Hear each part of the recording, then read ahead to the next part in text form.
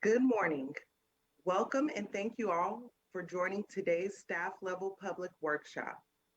My name is Walter Mobley, and I am a water resource control engineer in the Division of Water Quality's MPDS wastewater permitting unit and manage the statewide sanitary sewer systems general order.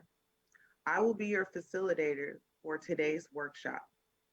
Today, State Water Board staff will provide an overview of the proposed statewide sanitary sewer systems general order reissuance issued on October 28th of this year. Next slide, please.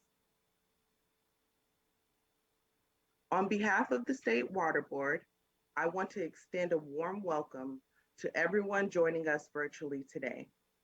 We would like to send a special thank you to the interested parties that provided formal public comments on the draft order issued in January of this year.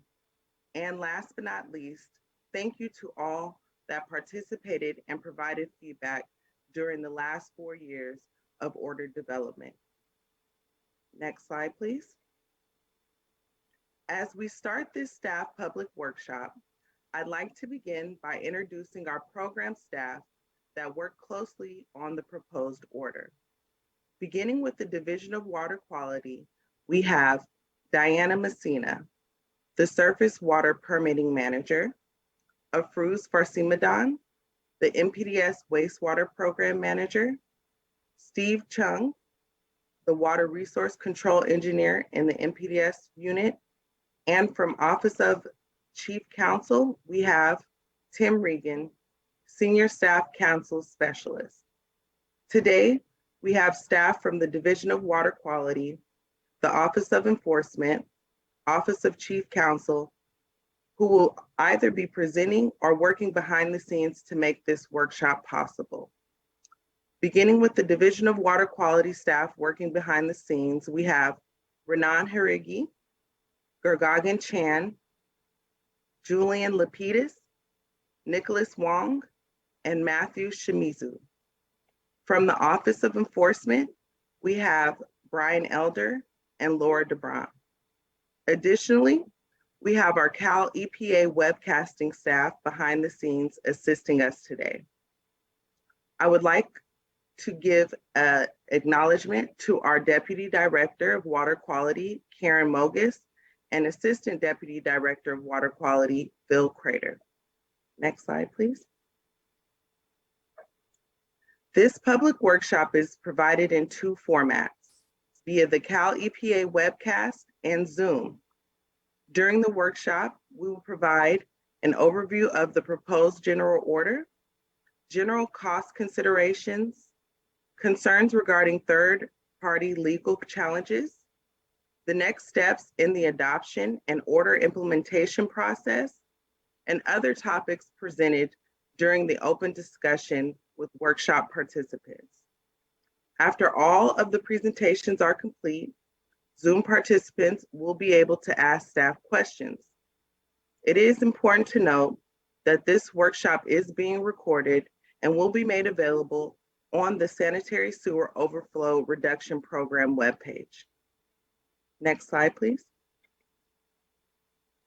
To stay on schedule with today's workshop, we will answer as many questions as we can, given our time limitations, after all presentations are complete. Only participants that pre-registered to be included in the Zoom meeting will have the option to enter questions into the chat. To ask a question, click the chat icon in the Zoom menu. Type your question in the chat box and make sure that the question is addressed to everyone and not an individual person. Be sure to include the slide number associated with your question. And when the time comes for staff to answer questions, our public comment coordinator, Renan Harigi, will do their best to read aloud questions in the order they are received. Next slide, please. This slide gives a breakdown of this workshop's agenda for today. After this slide, I will give an overview of the proposed general order, from 9:15 to 9:45. We'll take a 5-minute break. After the break, SWRCB will continue with the overview of the proposed general order until 10:30. We will then take another break for about 15 minutes. After our second break, the general order cost and legal discussion will be presented by Diana Messina and Tim Regan. And after that, SWRCB will end with next steps for existing enrollees. After all presentations are finished, we will take a 30-minute lunch break. Upon our return, the remaining time will be used to answer your questions. Next slide, please. Today, my portion of the presentation will highlight the staff development process to get us here and the main body of the proposed general order. Next slide, please. This slide shows the timeline of the proposed order development. In 2006, State Water Board adopted the first statewide sanitary sewer systems general order to regulate publicly owned sewer systems. In 2013, the State Water Board Executive Director amended the monitoring and reporting program. In 2018, the state and regional water board staff started preliminary outreach to get feedback from interested parties on challenges needed on the proposed order reissuance. We held several workshops throughout the state and talked to many collection system staff. Based on the feedback we received, we developed and issued an informal draft order in 2021 for informal feedback. We held public workshops and had many focus meetings with interested parties and took all the comments seriously during the draft order development. In January of this year, we issued the draft order for a 60-day public comment period that ended on April 8th. We received many public comments on most sections of the draft order. And on October 28th of this year, staff issued a public notice announcing the proposed order. Next slide, please. Today, in the staff level public workshop, is where we will begin to discuss the overview of everything. We are here to be transparent and give a detailed overview of all that we have modified in the proposed general order. We are proposing to present the proposed order to the State Water Board for consideration of adoption during the December 6th board meeting. If the proposed order is adopted by the board at that time, the proposed order effective date is 150 days after adoption, which would be May 5th of 2023. Please note that the proposed effective date of the order is not the due date of the sewer system management plan or other required elements. Next slide, please. We received 31 public comment letters. Commenters included sanitation agency representatives, university representatives, the Coast Keeper Alliance, rural county representatives of California, the Department of Defense, and consultants. In total, we received over 500 individual comments that we then organized into 25 comment categories. The response to public comments are now available on the Sanitary Sewer Overflow Reduction Program webpage. Next slide, please. We have updated the proposed order format to be consistent with newer water boards statewide orders. This new format facilitates reference to specific requirements and supports consistent enforcement. The main body of the order consists of 6 sections, including an introduction section defining the purpose of the general order and key terms, a regulatory coverage and application requirements section, providing information for automatic continued regulatory coverage for existing enrollees and application requirements for new applicants, a findings section that distinguishes the board's basis for updating order requirements, a prohibition section outlining what is prohibited by this general order, a specification section that specifies the requirements placed on the enrollee, and a provision section that explains current regulations and policies regarding water board enforcement discretion and other administrative matters.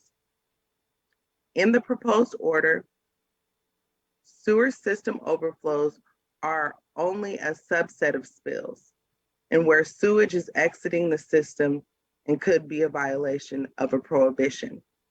Therefore, throughout the proposed order, staff used the word spill instead of limiting our reference to sewage discharges as sanitary sewer overflows or SSOs. Also, for transparency, the proposed order does not include acronyms. Next slide, please. The proposed order consists of not only the main body, but 7 attachments as well. To reduce confusion and promote compliance, staff included all detailed information needed to understand the order requirements in the attachments. Attachments A through F are a part of the order and therefore enforceable. Attachment A is definitions, which defines major terms in the order. Attachment B is the application for enrollment, which provides the official enrollment form for new applicants. Attachment C is the notice of termination, which provides the official notice of termination form for existing enrolled systems. Attachment D is the sanitary sewer system management plan required elements, which provides detailed information regarding all 11 required elements of a sewer system management plan. Attachment E1, notification, monitoring, reporting, and record keeping requirements, provides detailed information on the notification, reporting, and record keeping requirements. Attachment E2 summarizes the detailed information in attachment E1 and a table format for all the different spills and spill types. Attachment F is the Regional Water Quality Control Board's contact information for required notification. Next slide, please. Some of you may have noticed that staff simplified the cover page of the proposed order. Originally, in the draft order issued in January, the first page started off with a table of key definitions. The proposed order no longer includes that table, as we have consolidated the content into the introduction section and in attachment A of the order. Next slide, please. Section 1 of the order is the introduction. This section details the purpose of the order, what the type of sanitary sewer systems this order regulates, which include laterals owned and are operated by the enrollee, satellite sewer systems, and temporary conveyance and storage facilities. The introduction section of the proposed order also details that this order regulates public agencies that own or operate sanitary sewer systems greater than 1 mile in length, public agencies that own and operate systems 1 mile or less upon water board discretion, and federal facilities and private owners of any size system upon water board discretion. Next slide, please. Section 2.1 are the requirements for continuing existing regulatory coverage. The first action for an existing enrollee after the order adoption is to certify continuation of coverage in CWIGs. The proposed order effective date is 150 days after adoption. If the board adopts the proposed order on December 6th, the effective date again will be May 5th of 2023. The regulatory coverage under the existing 2006 order will cease on the effective date of the new order. The legally responsible official of an existing enrollee must certify for the continuation of coverage in SWRCB within 60 days prior to the effective date of the order. For existing enrollees that certify continuation of coverage, there will be no application fee or no application required. The existing enrollee's annual fee remains per current state water board fee schedule, and staff have enhanced SWRCB database to accommodate the new order requirements. Next slide, please. This image shows the main screen when a legally responsible official logs into their SWRCB account. Once the agency's legally responsible official clicks on the link in the red box on the right-hand side of the screen, they will be directed to the certification page, which I will now show on the next slide, please. Thank you. This is an example snapshot of how the continuation of coverage certification page will look in SWRCB. The first three fields, the name, title, and email address of the legally responsible official, will auto-populate into SWRCB based on who is filling out the certification form. The designated legally responsible official will need to read the certification language and checks the box to the left, answer their security question, and enter their password for verification. In addition, on the screen, the legally responsible official will have the opportunity to review the active data submitters information associated with the agency and remove or add persons as necessary. The final section on the certification screen at the bottom of the page lists the dates for the system's last sewer system management plan update due date, the next plan submittal due date, the last annual report, previously called the collection system questionnaire, submittal date, and the next annual report due date. After that, the legally responsible official will need to click on the certify button at the bottom of the screen. Once all is completed, SWRCB will generate an automatic email that will be sent to the legally responsible official, acknowledging the enrollee's coverage under the new order. Next slide, please. Section 2.2 of the general order outlines the process for obtaining regulatory coverage under this order for new applicants. The enrollment form for new applicant is included in attachment B of this order. Within 60 days prior to commencing operations or taking responsibility for operation and maintenance of a sanitary sewer system, the legally responsible official must submit a completed application package. The application package includes the completed application for enrollment form that is included in attachment B, which must be certified by the legally responsible official, and the application fee per the current state water board fee schedule.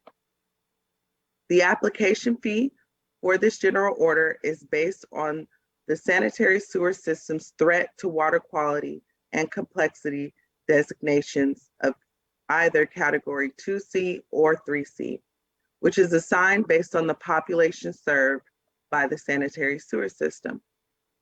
The proposed order also provides regulatory coverage to private system owners and federal systems upon water board discretion.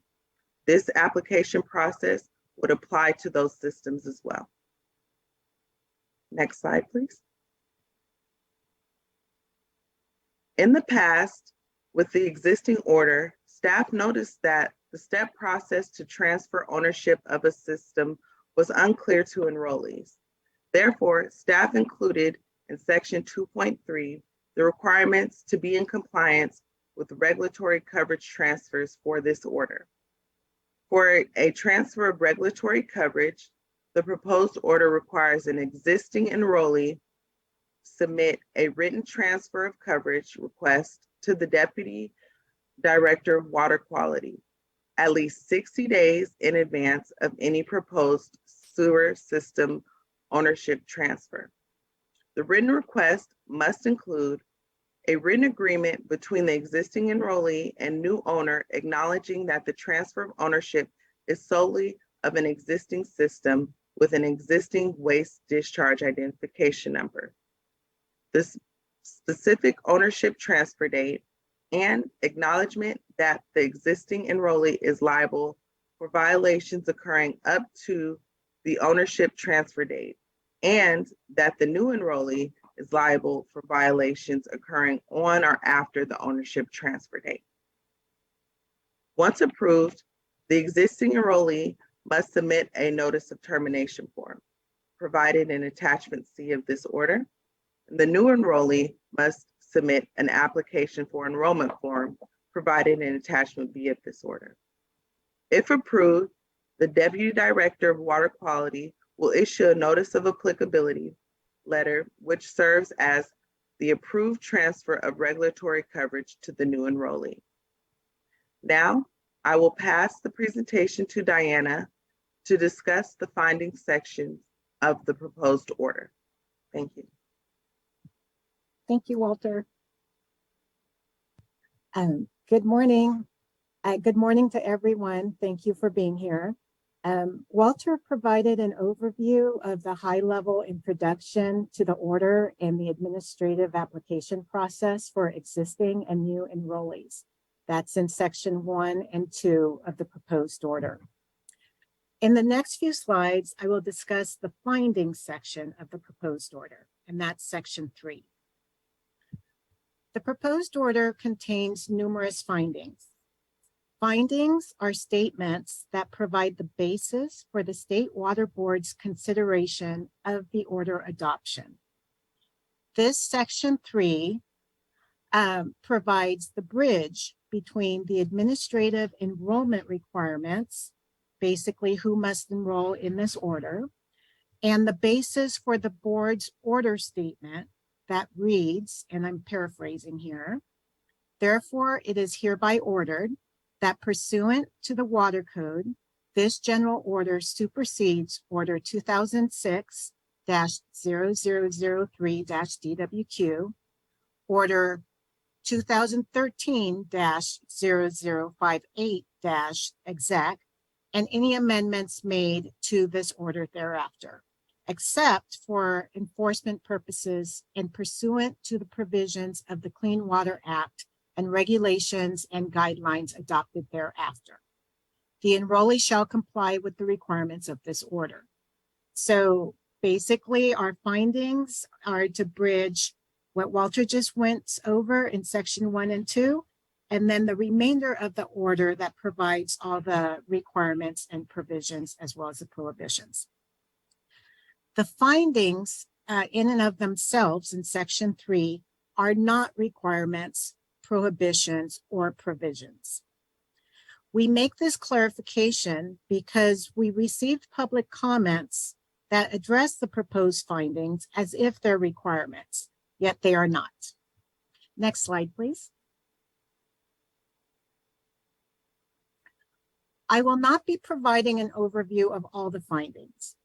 I'm pointing out the findings that provide the basis for the foundational changes in the proposed order from the existing order. The first finding in section 3 addresses the federal and state regulatory authority from the Clean Water Act and the California Water Code.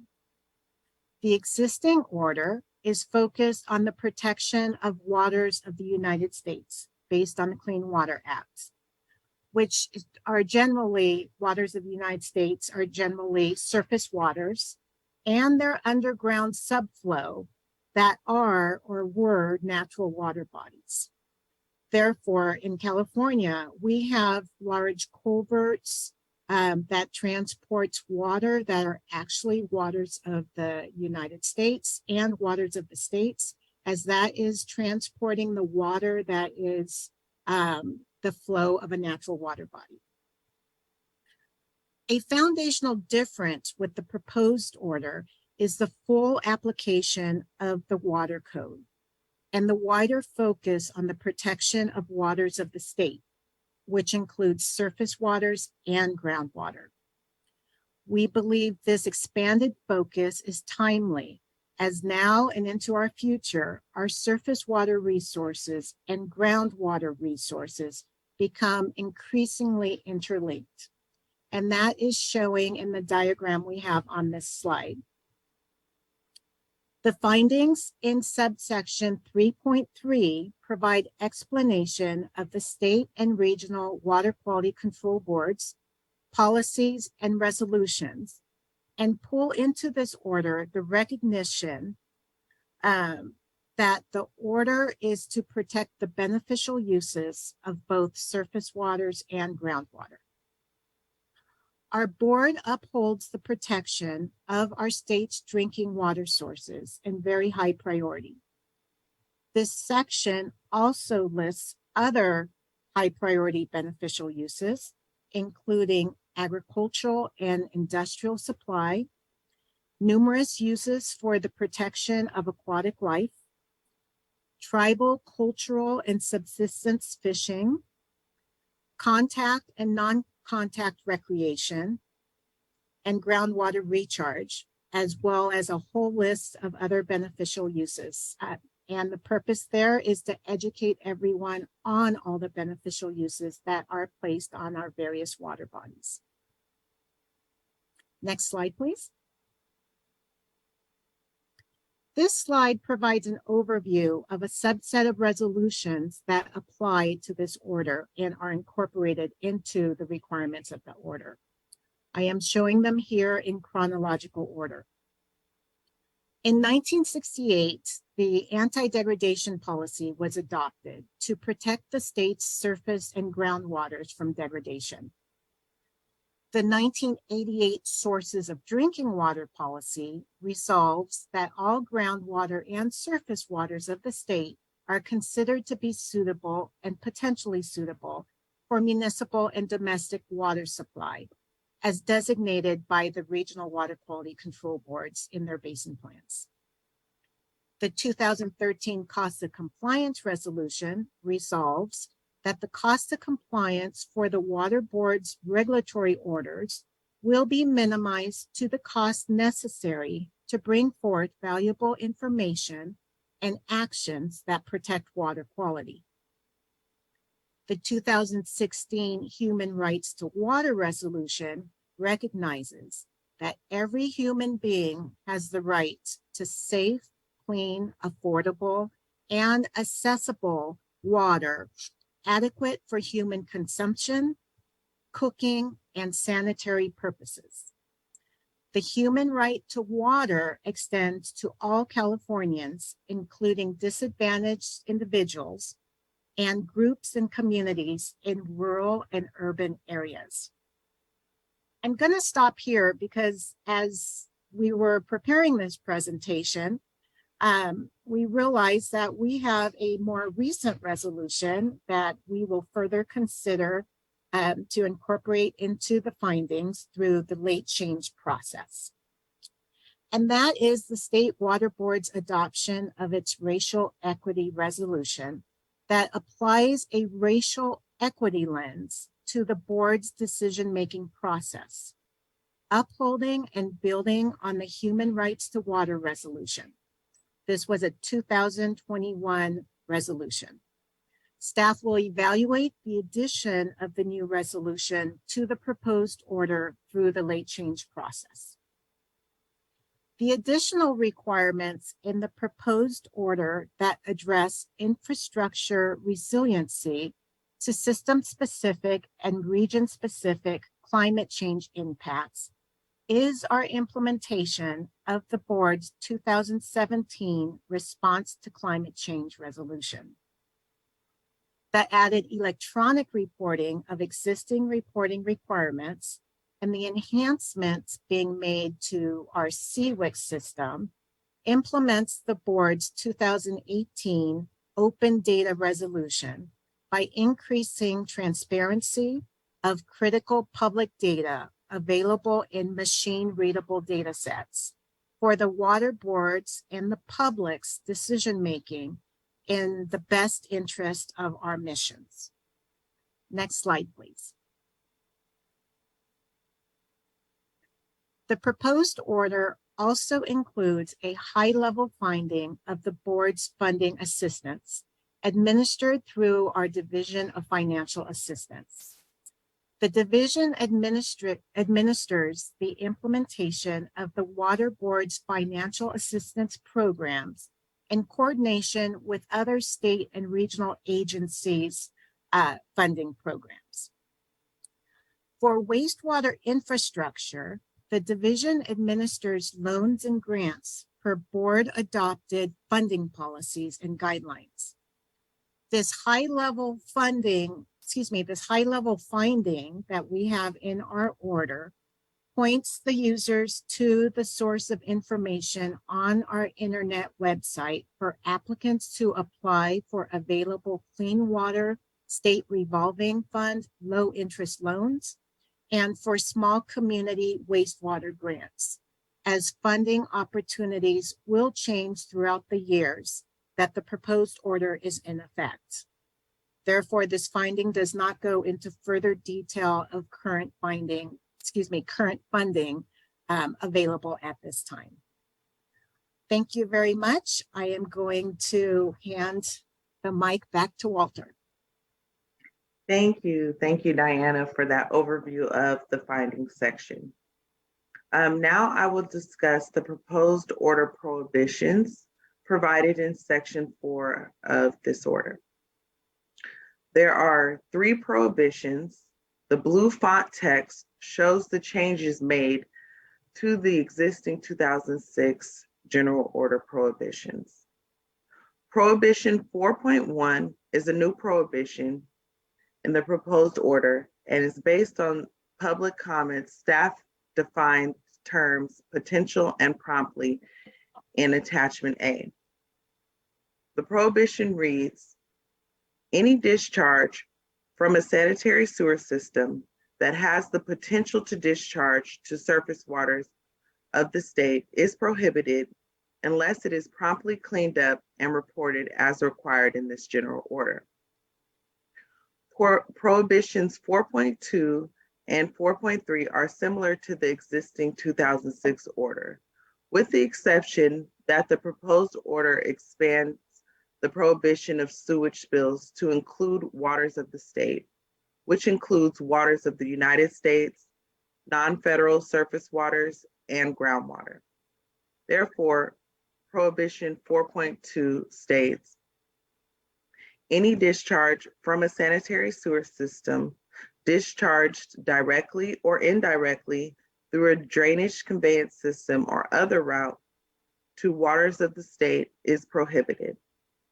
And lastly, 4.3 prohibition states, any discharge from a sanitary sewer system that creates a nuisance or condition of pollution as defined in Water Code section 13050M is prohibited. Next slide, please. Section 5 of the proposed order lists 19 specifications.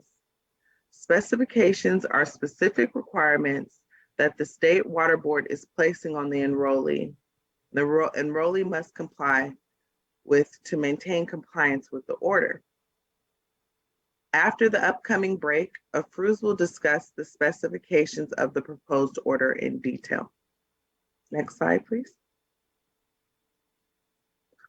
Provisions. So provisions are in section 6 of the general order, and provisions provide existing regulations, policies, and programs used to implement and enforce the order. There are now 4 provisions included in the proposed order. Staff removed the professional licensing provision per public commenter's request. Next slide, please. I'll briefly go over the 4 major prohibitions in section 6 of the order. 6.1 are enforcement provisions. which includes explanation of the enforcement discretion that the regional water boards and Office of Enforcement have available to them and factors for that discretion. Section 6.2 are the other water board, regional water board order provisions, which explain how regulatory coverage, interpretation, and application under this general order, and clarifies that this order does not supersede more stringent waste discharge requirements or enforcement orders issued by a regional water board. 6.3 are the sewer system management plan availability provisions, which includes how the sewer system management plan must be available to the public on various platforms. And finally, 6.4 are the entry and inspection provisions, which explains the allowance of entry by law for the state and regional water board staff upon their presentation of credentials and other documents. This concludes my presentation, so thank you for your time today. Next slide, please. Now we will take a 5-minute break. I know it says 9:50, but that's just because that was the anticipated time. Since it is 9:36 right now, I'll push it to 9:37 and we'll come back at 9:42. Thank you.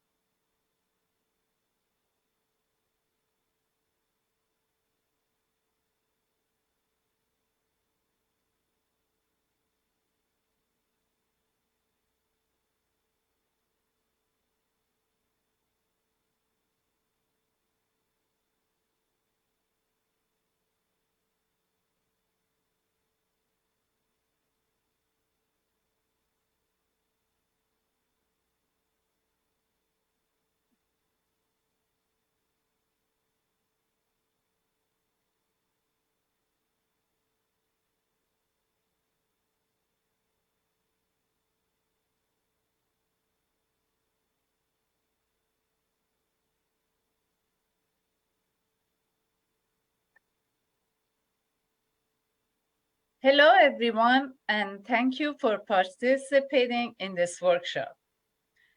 I'm Afruz Farsi-Madan with the Division of Water Quality. In the next few slides, I will provide an overview of the order specifications and explain the specific requirements in the proposed order.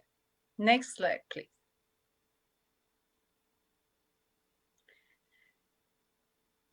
Specification 5.1 of the proposed order requires that all enrollees designate at least one legally responsible official. We received many public comments that the order must require that the legally responsible official be someone in the management position and have knowledge of the collection system operation.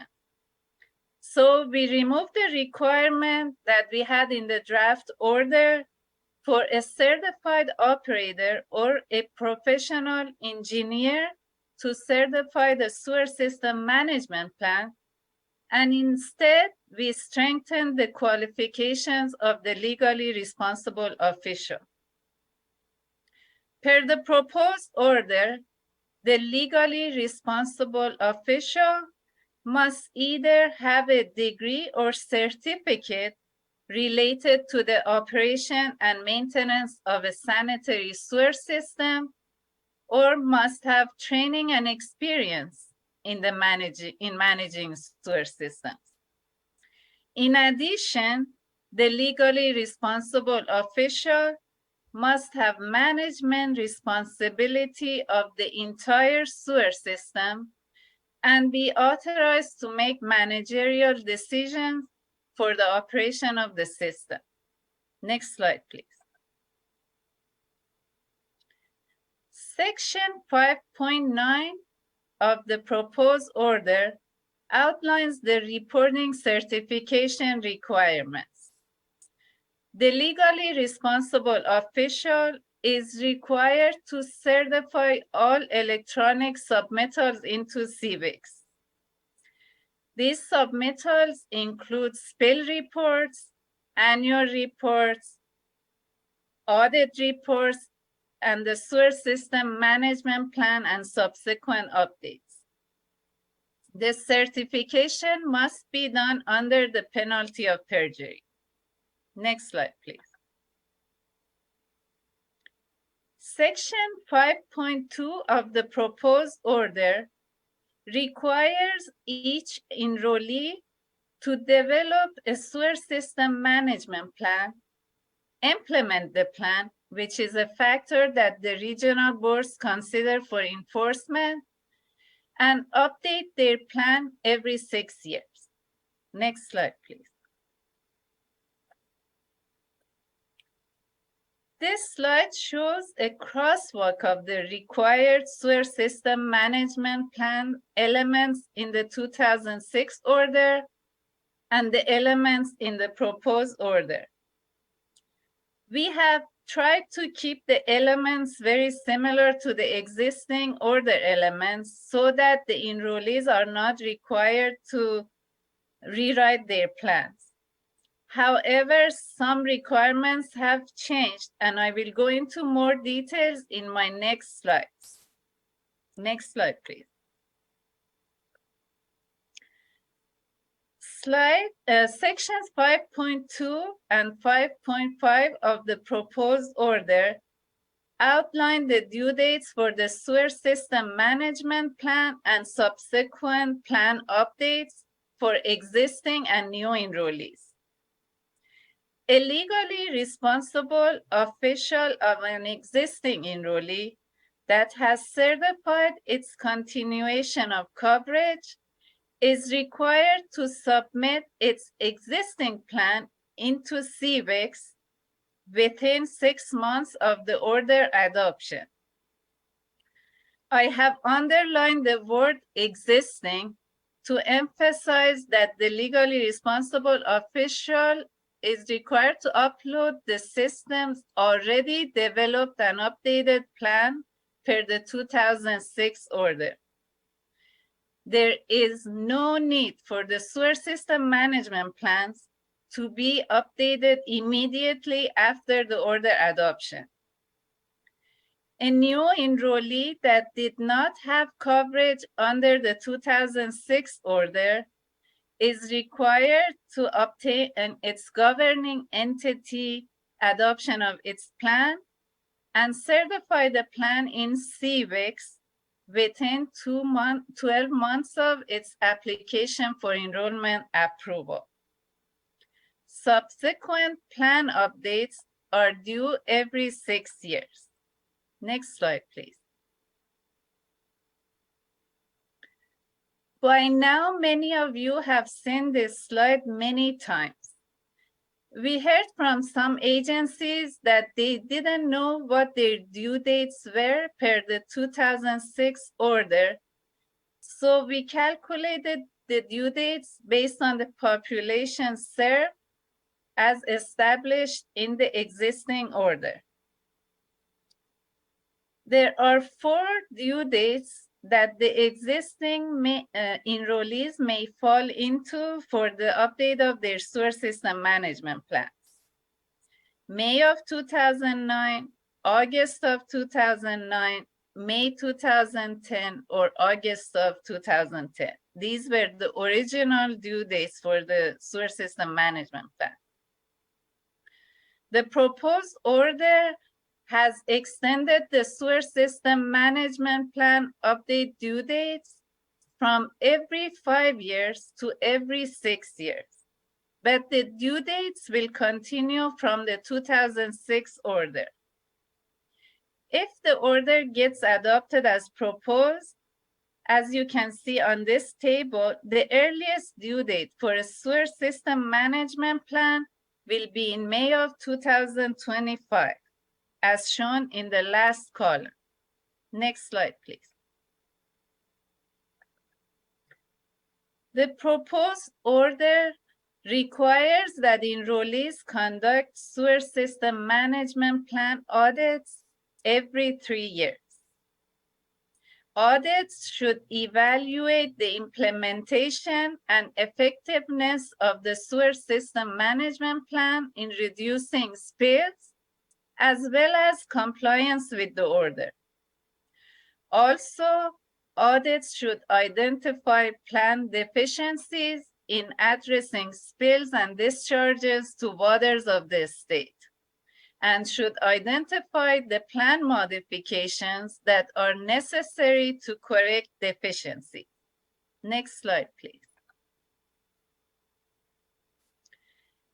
The audit report must include audit findings and recommended actions to correct deficiencies, a statement that the sewer system operator's input on the audit findings was considered, and a schedule for addressing the identified deficiencies. The legally responsible official must submit the audit report into CVIX. We are modifying our CVIX database to allow the audit reports to be viewable to the water board staff only. Next slide, please.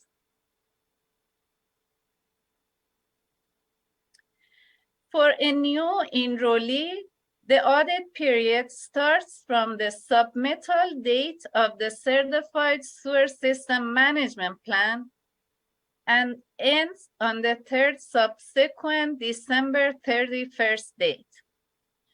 The audit report is due on July 1st after the end of the audit period. For existing enrollees, the 3-year audit period starts from the end of the last audit period.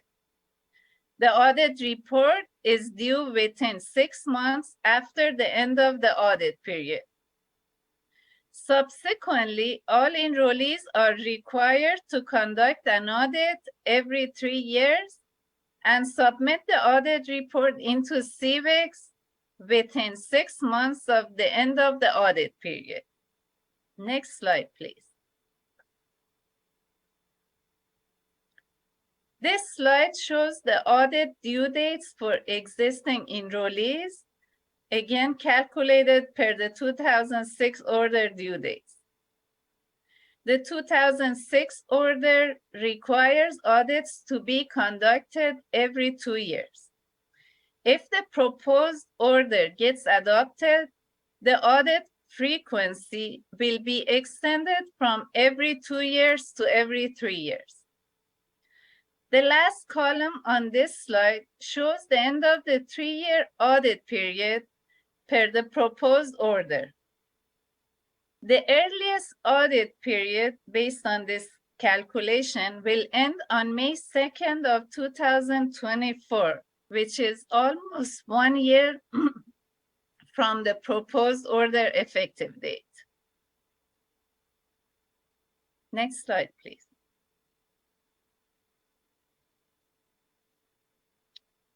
We created a lookup tool, which is now available on our website to make it easier for existing enrollees to find out their sewer system management plan and audit due dates by entering their system's WDID number. The lookup tool is on the Sanitary Sewer Overflow Reduction Program website, and we have included the link to the website on this slide.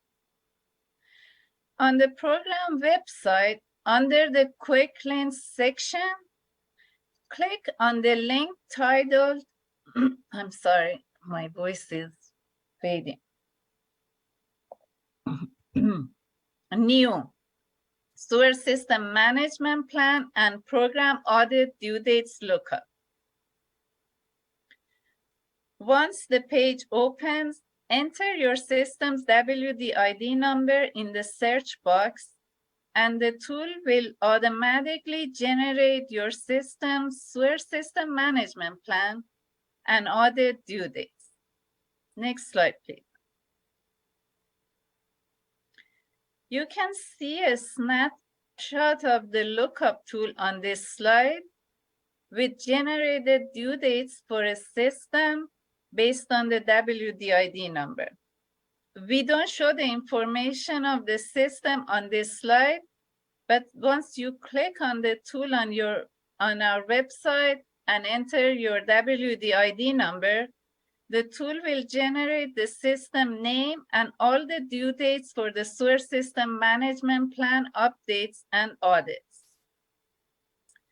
The table on the top shows the original sewer system management plan due date and the subsequent plan update due dates per the 2006 order, as well as the next plan update due date per the proposed order, which in this example is May 2nd, 2025.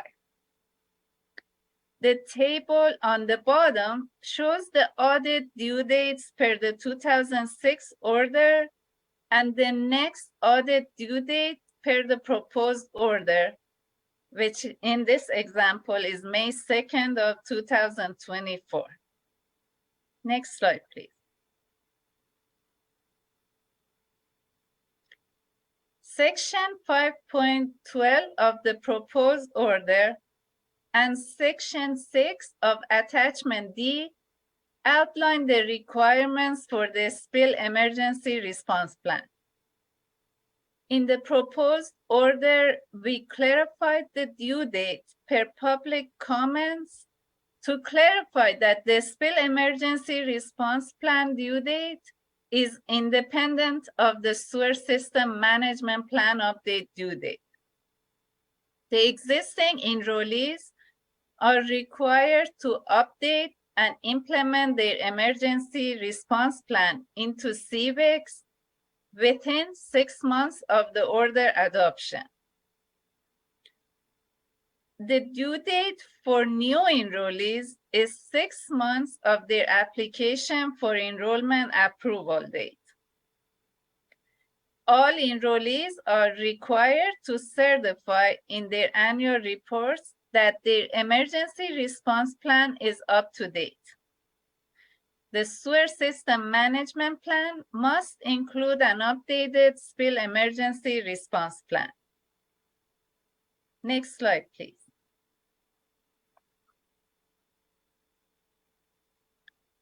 To address system resilience, the proposed order requires that enrollees include system-specific procedures in their sewer system management plan to prioritize operation and maintenance, system condition assessment, and repair and rehabilitation of their system components. The sewer system management plan must address short-term and long-term system resilience through proactive planning and decision-making, local government ordinances, updated operation and maintenance activities, capital improvements, sufficient local budget, and updated training of the enrollees, personnel, and contractors. Next slide, please. In the proposed order, we made changes to the system condition assessment requirements in section 8.1 of the attachment D per public comments. We removed the phrase high risk and also removed the phrase referring to the potential of exfiltration contributing to a water body impairment, as you can see on this slide. The proposed order requires that enrollees prioritize the condition assessment of their system in areas that hold a high level of environmental consequences, are located in the vicinity of a surface water, steep terrain, high groundwater elevations, and environmentally sensitive areas, or are within the vicinity of a receiving water with a bacterial impairment. Next slide, please.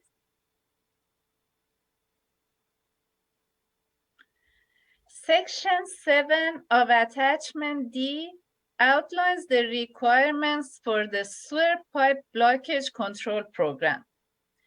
This program in the 2006 order was called FARC, Fats, Oils, and Grease Program. The proposed order has added root control as one of the contributing factors to pipe blockage, in addition to fats, oils, and grease. Enrollees are required to include procedures in their sewer system management plan to address the evaluation of their entire service area for fats, oils, grease, rags, debris, and tree roots. If a system does not need a blockage control program, the sewer system management plan must provide a justification on why. Next slide, please. In the next few slides, I will provide an overview of the notification, monitoring, reporting, and record-keeping requirements in the proposed order. In attachment E1 and E2, we have attachment E1 has all these requirements, and attachment E2 summarizes the requirements for each spill category in a table format. Next slide, please.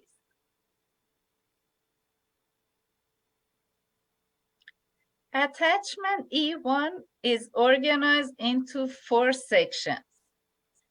Section 1 outlines notification requirements. Section 2 is for the spill-specific monitoring requirements. Section 3 outlines the reporting requirements, and Section 4 outlines the record-keeping requirements. Next slide, please.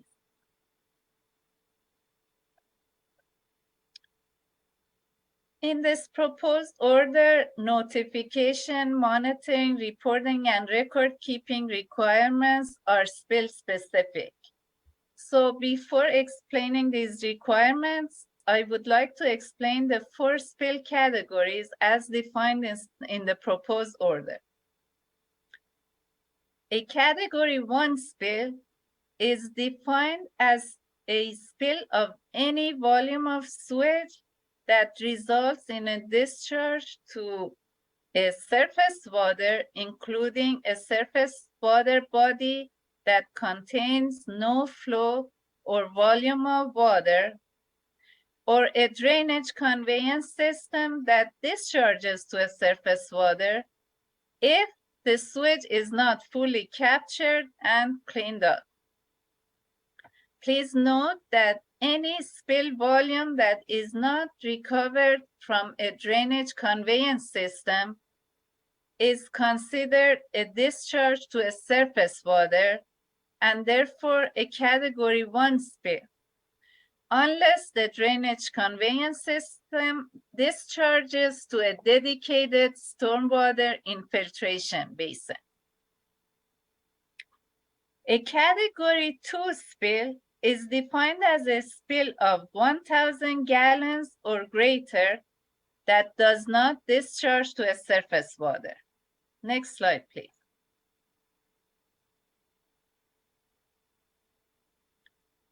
A Category 3 spill is defined as a spill of equal or greater than 50 gallons and less than 1,000 gallons that does not discharge into a surface water.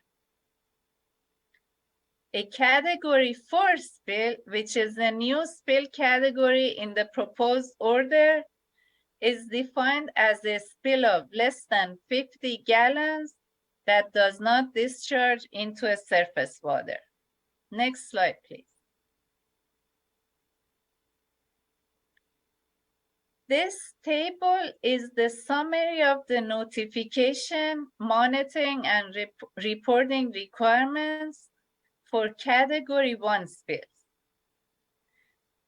For a Category 1 spill of 1,000 gallons or greater, an enrollee is required to notify the California Office of Emergency Services within 2 hours of becoming aware of the spill. Spill-specific monitoring is required per Section 2 of Attachment E1. And if a Category 1 spill of 50,000 gallons or greater happens, the enrollee is required to conduct water quality sampling of the receiving water within 12 hours of the knowledge of the spill. A draft spill report is due within 3 business days of the enrollee's knowledge of the spill. A certified spill report is due within 15 days of the spill end date, and a technical report, which is only required for spills of 50,000 gallons or greater, is due within 45 calendars after the spill end date. An amended spill report is due within 90 days of the spill end date. Next slide, please. This table shows the summary of the notification, monitoring, and reporting requirements for Category 2 spills. For a Category 2 spill, discharging or threatening to discharge to a water of the state, an enrollee is required to notify the Office of Emergency Services within 2 hours of becoming aware of the spill. Spill-specific monitoring is required per Section 2 of the attachment E1. Similar to Category 1 spills, a draft spill report is due within 3 business days of the enrollee's knowledge of the spill. A certified spill report is due within 15 days, and the amended spill report is due within 90 days of the spill end date. Next slide, please. For Category 3 spills, as you can see on this table, there is no notification requirement. Spill-specific monitoring is required per Section 2 of the attachment E1. A monthly certified spill report is due within 30 calendar days after the end of the month in which the spills occur. Amended spill reports are due within 90 calendar days after the certified spill report due date. Next slide, please. For Category 4 spills, notification is not required. Spill-specific monitoring is required. To minimize the reporting costs, the proposed order reduced the reporting frequency for Category 4 spills to quarterly reporting. A certified spill report is due within 15 calendar days after the end of the calendar quarter in which the spills occur. Amended spill reports are due within 90 calendar days after the certified spill report due date. If during any calendar month only Category 4 spills occur, the enrollee is required to certify Category 4 spills only in CVICs. This has to be done within 30 days after the end of the calendar month. Next slide, please.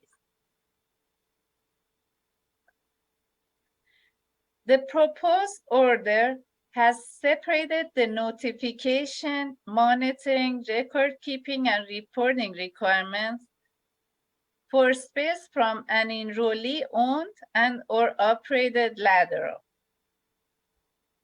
But please note that if the spill from a lateral discharges to a surface water, it is considered a Category 1 spill, and notification, monitoring, and reporting requirements are per the Category 1 spill requirements. For non-Category 1 spills from a lateral that are greater than 50 gallons, the enrollee is required to notify the appropriate regional water board staff within 3 business days after the enrollee's knowledge of the spill. The visual monitoring is required, and a PDF report of all spills that happen in that calendar year from January 1st to December 31st must be uploaded to CVICs by the February 1st of the following year. Next slide, please.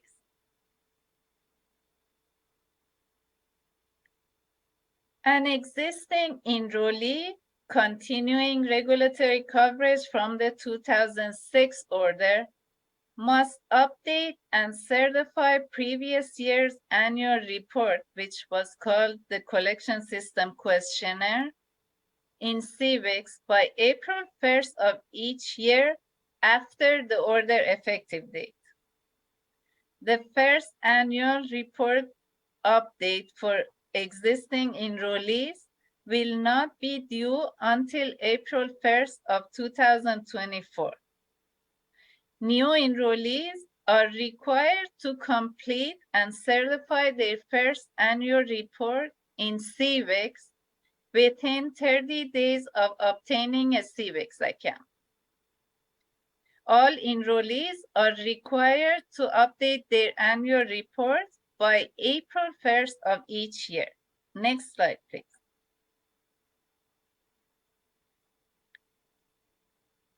The proposed order requires that each enrollee in its annual report submit a running 10-year performance analysis graph showing the volume of spills and the total number of spills from their system for each year. These graphs will be generated in CVIX using the data submitted by the enrollee. This slide shows an example of the two system performance analysis graphs.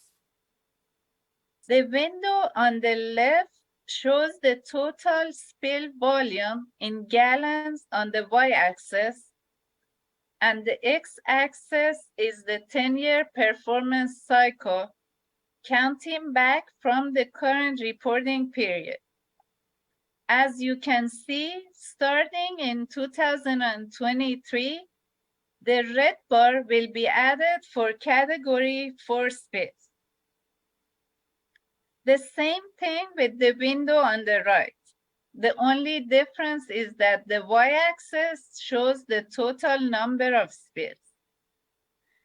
If the proposed order did not include the category 4 spills and kept the categories as is, the green bar for the year 2023 would be higher, adding the category 3 and category 4 spills together.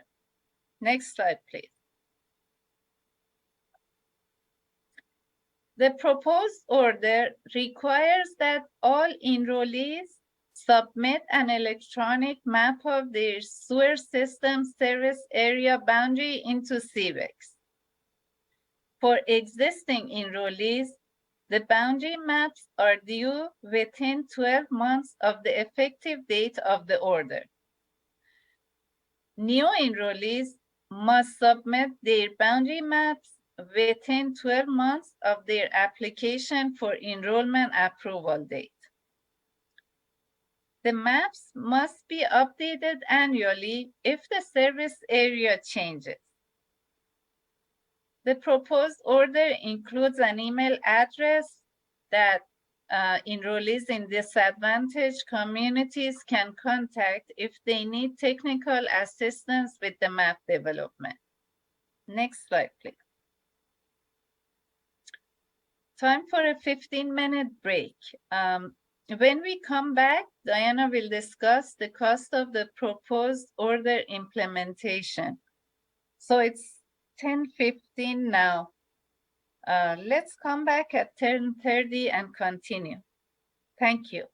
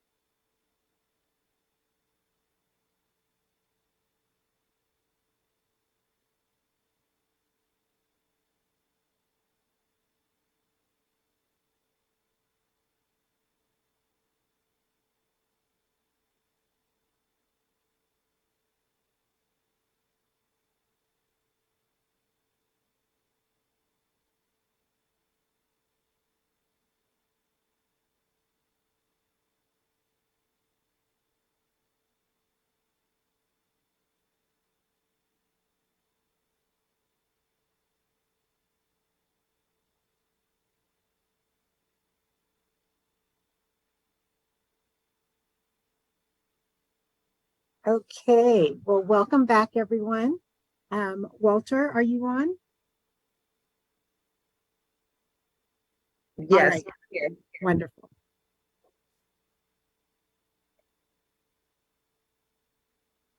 Great.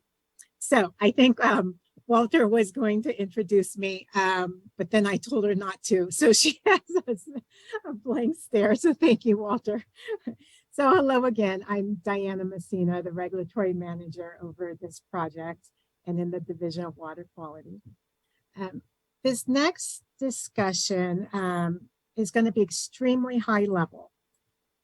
We're at the point that we have thrown out a lot of information to you on this proposed order.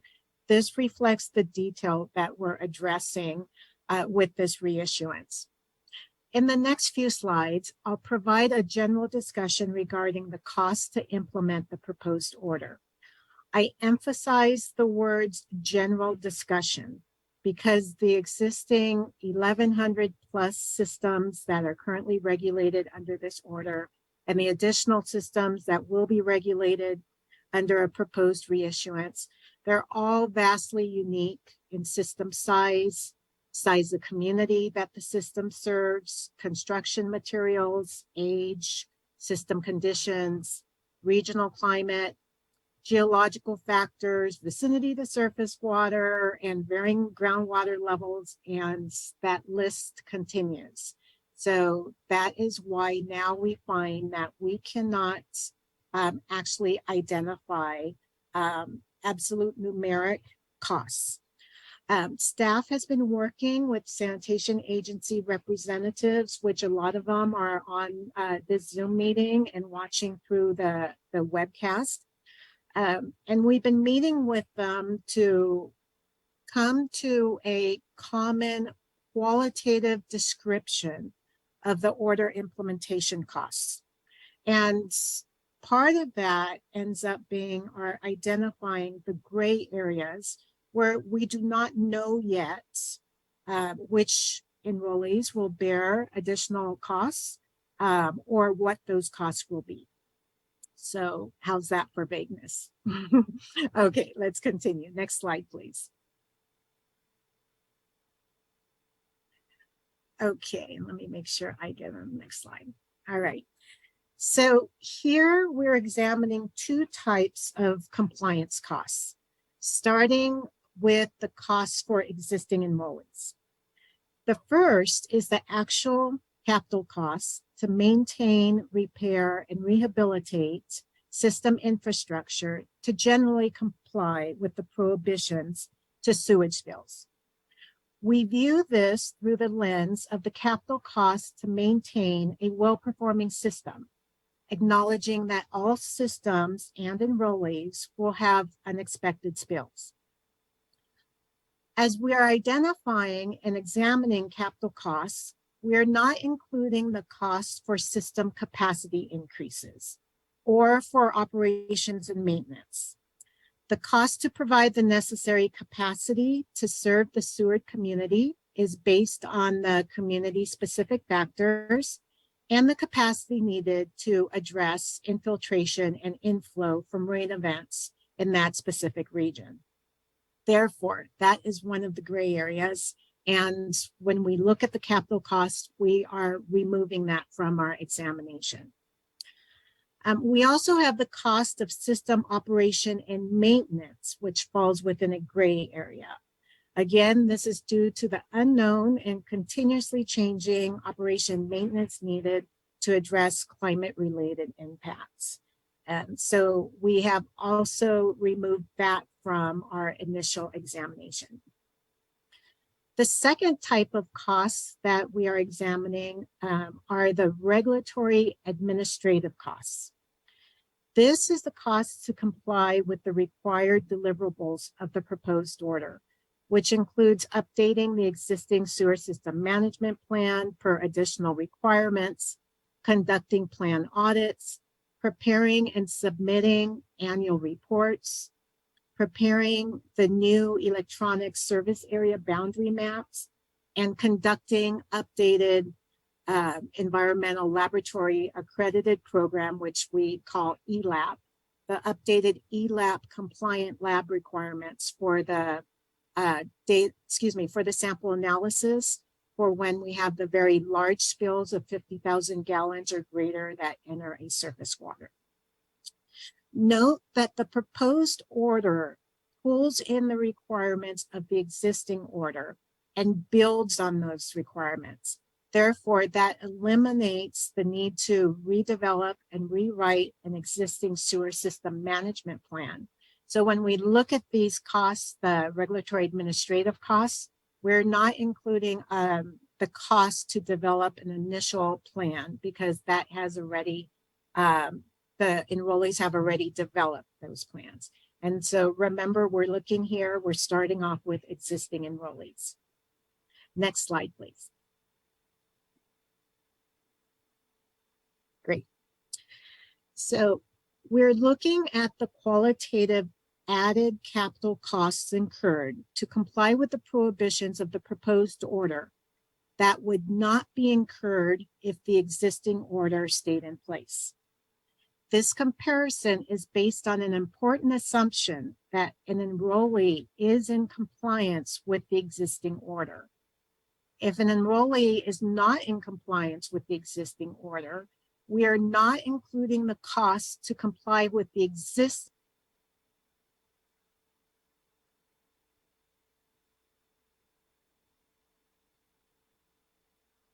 All right, Walter and Steve, someone muted me, so I'm not sure where in the process of this slide I was muted. Yes, I saw that. I muted you. I don't know how you were muted, but Okay. you were speaking. Can someone tell me how long I was talking to myself? Very short. It was like 10 seconds. The last word we heard was existing. Existing. Therefore, okay, great. So I am going to just repeat myself to err on the safe side. So this comparison is based on the important factor that an enrollee is already in compliance with the existing order, and they have bared those costs. If an enrollee is not in compliance with the existing order, we're not including the costs to comply with the existing order as an added cost to comply with the proposed order. So the existing order prohibits sewage discharges to waters of the United States. So now I'm looking at I'm referring to the red box on the upper left, as this shows the current prohibitions. All right, so prohibits sewage discharges to waters of the state, which is generally viewed as discharges to surface waters. The existing order also prohibits sewage that causes a nuisance. This is shown in the red box to the left with a corresponding picture in red on the bottom left of a sewage overflow on a street that enters a storm drain inlet. The upper blue box on the right shows that the proposed order prohibitions are as follows. There's a new prohibition, as Walter presented earlier, that now prohibits, as proposed, sewage discharge to waters of the state, which includes surface waters and groundwaters. We also have the additional added prohibition of sewage with potential to discharge to surface waters of the state unless cleaned up and reported.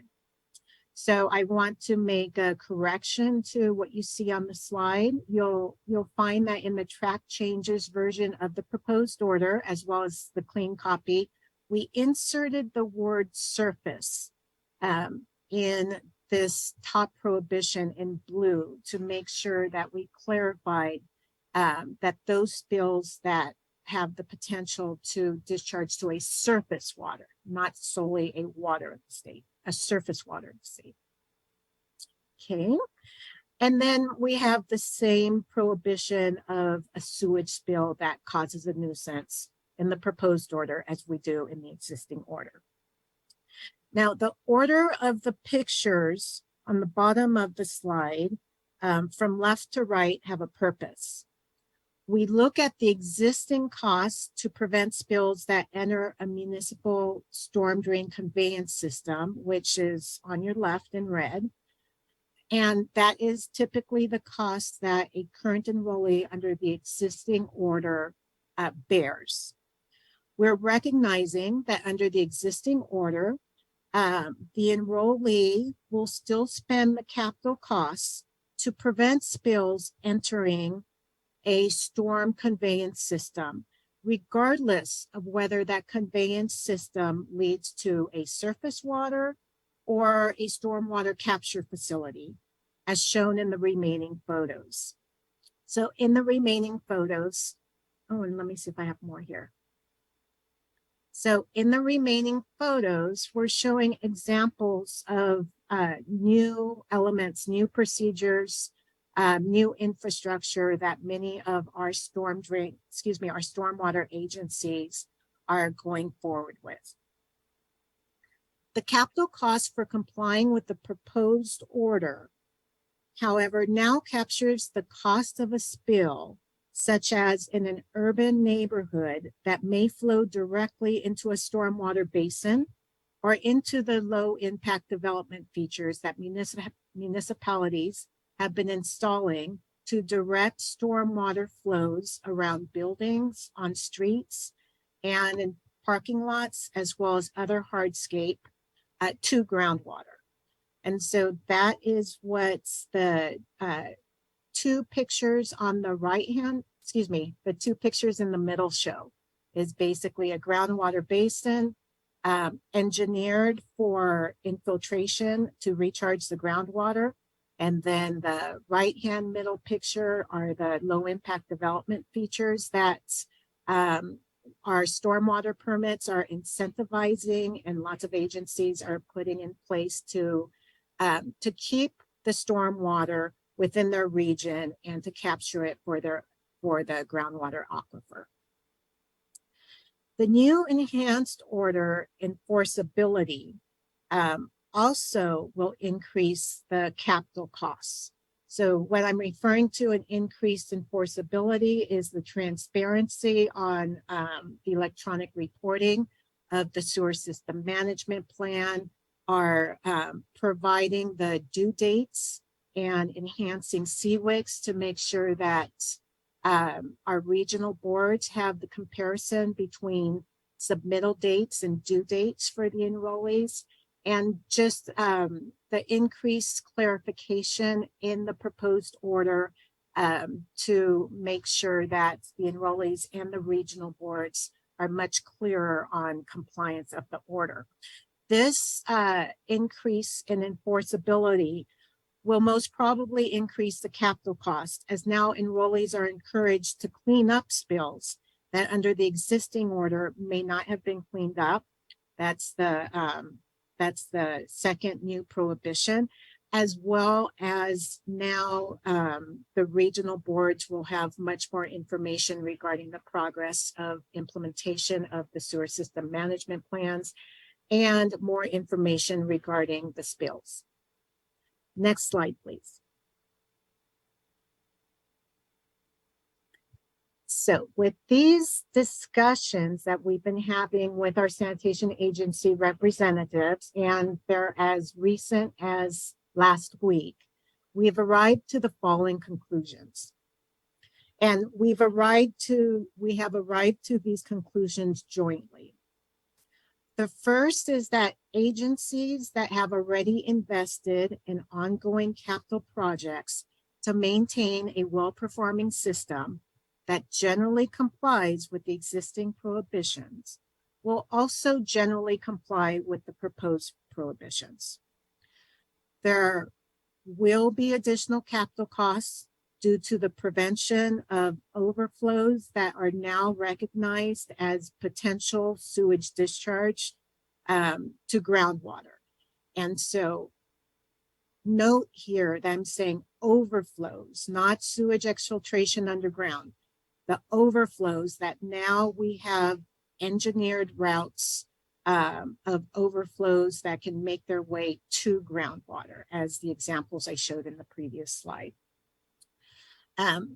We're also concluding that additional costs, there will be additional costs for agencies that choose to, excuse me with the wording on the slides, that choose to bear the cost to reduce their legal exposure to potential spills. We are hearing the concern of enrollees that the proposed order is placing more focus on exposure to legal lawsuits. That will be addressed in Tim Regan's slides after this slide, after my presentation here.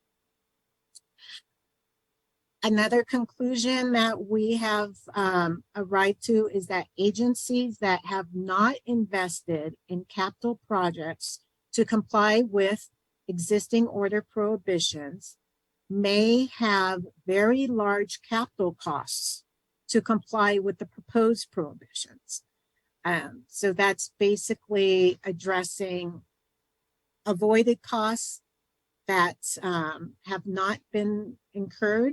And now that we have a proposed order with enhanced enforceability, those avoided costs would now be incurred to show compliance with the proposed order. We had a very lengthy discussion last week among this group in regards to this. There will be a subset of publicly owned systems that will have additional capital costs to address underground exfiltrating sewage that, due to location-specific factors, will reach groundwater. I know that kind of sounds like code.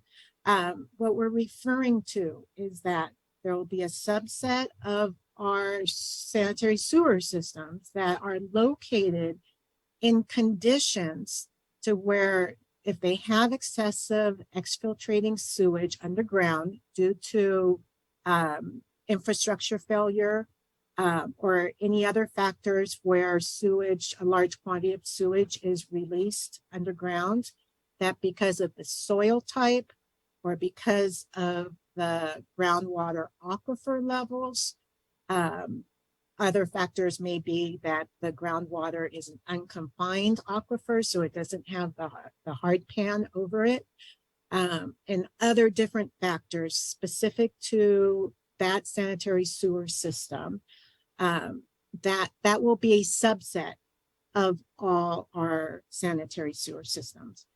We cannot identify that subset. It's difficult to identify.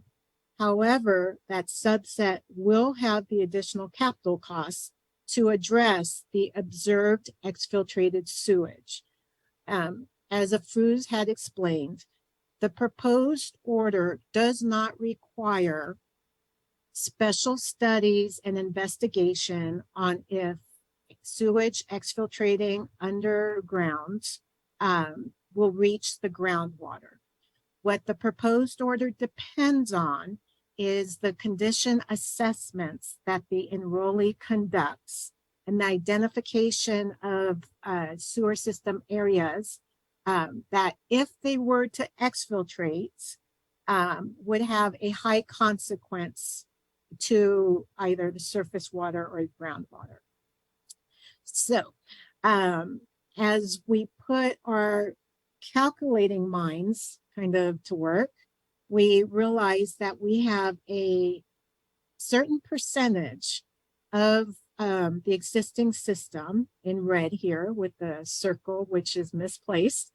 And we multiply that percentage, it's actually a percentage of miles of sewer. We would multiply that unknown percentage to 120,000 miles of sewers that we have throughout the state, and that's an estimate. We would convert that into feet, and then we would have an estimated cost on average of the cost to rehabilitate or modify pipelines that have that exfiltration that would impact groundwater or surface waters. So that goes to show basically how difficult it is to arrive to either a detailed qualitative conclusion on the capital costs based on this proposed order, or definitely the impossibility right now to arrive to any numeric quantitative estimates. We continue to have and hear the concern about enrollees choosing to bear additional capital costs to reduce their legal risk. And that is why we have pulled in Tim Regan of our Office of Chief Counsel to go further into some legal clarifications with the proposed order. Next slide, please. And with that, I'm going to now go on to the second topic of costs, which is the regulatory administrative costs. And once again, this is a general discussion. And I have the general costs listed on this slide and the next slide. So cost number one is the application costs and the annual fee. So as we start with looking at costs for existing enrollees do not have an application cost. There's no requirement for submittal of a new application in the proposed order. And there's no application fee. The annual fee remains as with the existing order per the State Water Board's fee schedule, which is basically revisited every year by the board. Regulatory administrative costs number two is the sewer system management plan. And this is the initial development of that plan. So the existing enrollees will not have this cost. New enrollees that are required to enroll under the proposed order will bear this cost. Cost number three is the sewer system management plan updates. We know this will be added costs. The cost increases are due to the addition of the system resilience related procedures to prioritize necessary operation and maintenance and the capital costs affiliated with that, with climate change related impacts or anticipated impacts. The cost increases also include the interagency and intra-agency coordination procedures, which are new to the sewer system management plan elements, and the tree root blockage control program, if applicable. We added this tree root blockage control program with the notion that with our continued increased water conservation, we have mature trees in many service areas that are looking for water, and they will find it in sewer systems. Notes that we have as applicable, because not all systems will have this tree root issue. Also, we have existing enrollees that have well-developed operation and maintenance procedures to address tree roots. And so that would basically be part of that new element. We want to also acknowledge cost reductions. Cost reductions of the proposed order include the decreased frequency of the plan updates, as we have changed it from every 5 years to every 6 years. It's difficult to put a cost on that, but that is one area of an actual decrease. So cost element number 4 on this slide is sewer system management plan audits. The audits are still per the existing order. There is a cost reduction due to the decreased audit frequency from every 2 years to every 3 years. We recognize that the sewer system management plan is a little different, a little more robust, but we did not change the audit process or the audit procedures. Next slide, please.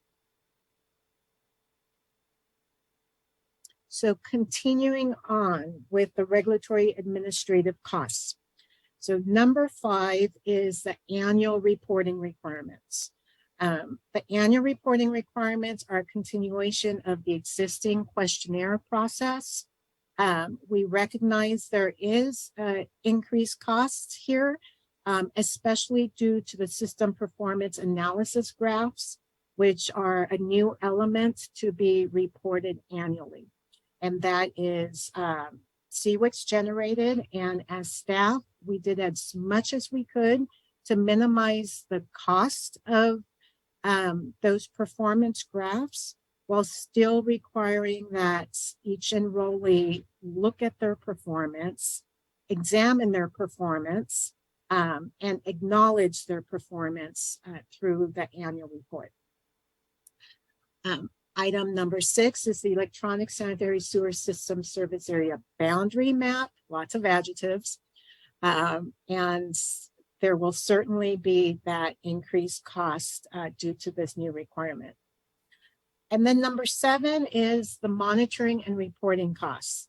This is an area in which we've put a lot of attention to. The cost increases that we see are due to the enhanced visual observation monitoring and the requirements that the enrollee shows their steps on how they came to estimating sewage volumes, spill volumes. Then also a cost increase for this monitoring reporting are the receiving water monitoring for spills greater than 50,000 gallons into a surface water. And that is per the new ELAP requirements for the analysis of the samples. There is a cost reduction due to the decreased reporting of spills less than 50 gallons. Those are the spill, that's the spill category that we identify as the new category 4.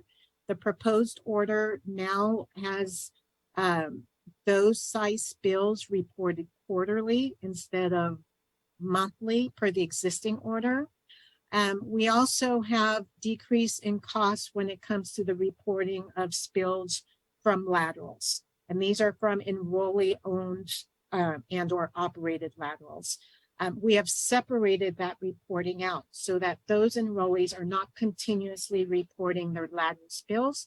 They are maintaining record of those spills and then reporting their lateral spills one time annually into CWIX through a PDF report. So that is basically my overview of the added costs. Tim, did you have a comment on costs, or are you preparing to have your presentation? Just waiting for you, Diana. Okay. All right, I'm done talking. So with this, next slide, please. And we have Tim Regan from our Office of Chief Counsel. Thanks. The statewide order is proposed to be issued by the State Water Board as waste discharge requirements under the authority granted by the Porter Cologne Act in the Water Code. Can we get a next slide, I think? Thank you.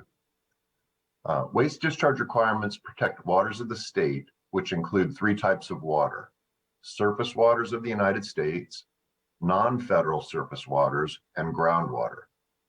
Third-party lawsuits are applicable to violations of the Federal Clean Water Act under the Act's citizen suit provisions. Citizen suits can arise in 2 ways. First, if there's a discharge to waters of the United States without an NPDES permit, or if there are violations of a federal NPDES permit.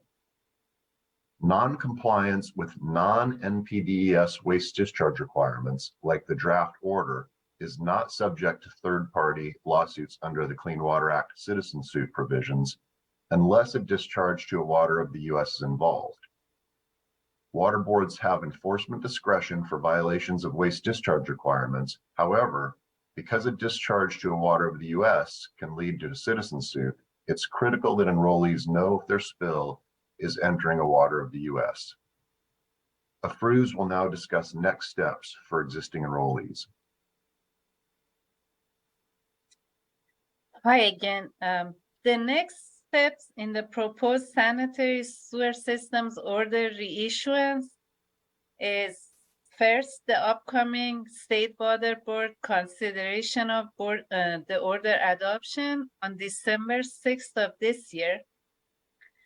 If the proposed order gets adopted, the existing enrollees are then required to certify their continuation of existing regulatory coverage in CBICS within 60 days prior to the order effective date, which is currently proposed to be on May 5th of 2023. Next slide, please. As I mentioned, December 6th is the board meeting for consideration of adoption of the proposed order. And in this slide, we have outlined what you will be expecting in this meeting and options to participate. Also, the public notice that's posted on the sanitary sewer overflow reduction program has instructions for participating in the board meeting. There are 3 options for you either to participate or view the board meeting. One is participating in person at the Cali, PA building in Sacramento, or participating remotely on the Zoom meeting. If you want to view the board meeting only, you can view it on the Cali, PA website at video.calipa.ca.gov. During the board meeting, staff will have a presentation to the board. After that, interested parties will have an opportunity to speak in front of the board and provide their comments. And after hearing all the oral comments, the board will vote on the adoption. This concludes my presentation. We have a lunch break coming up we have a 30-minute lunch break that we can start now and come back at 11:30, couple minutes, less than 30 minutes. Thank you, everyone, and we look forward to hearing your questions after the lunch break.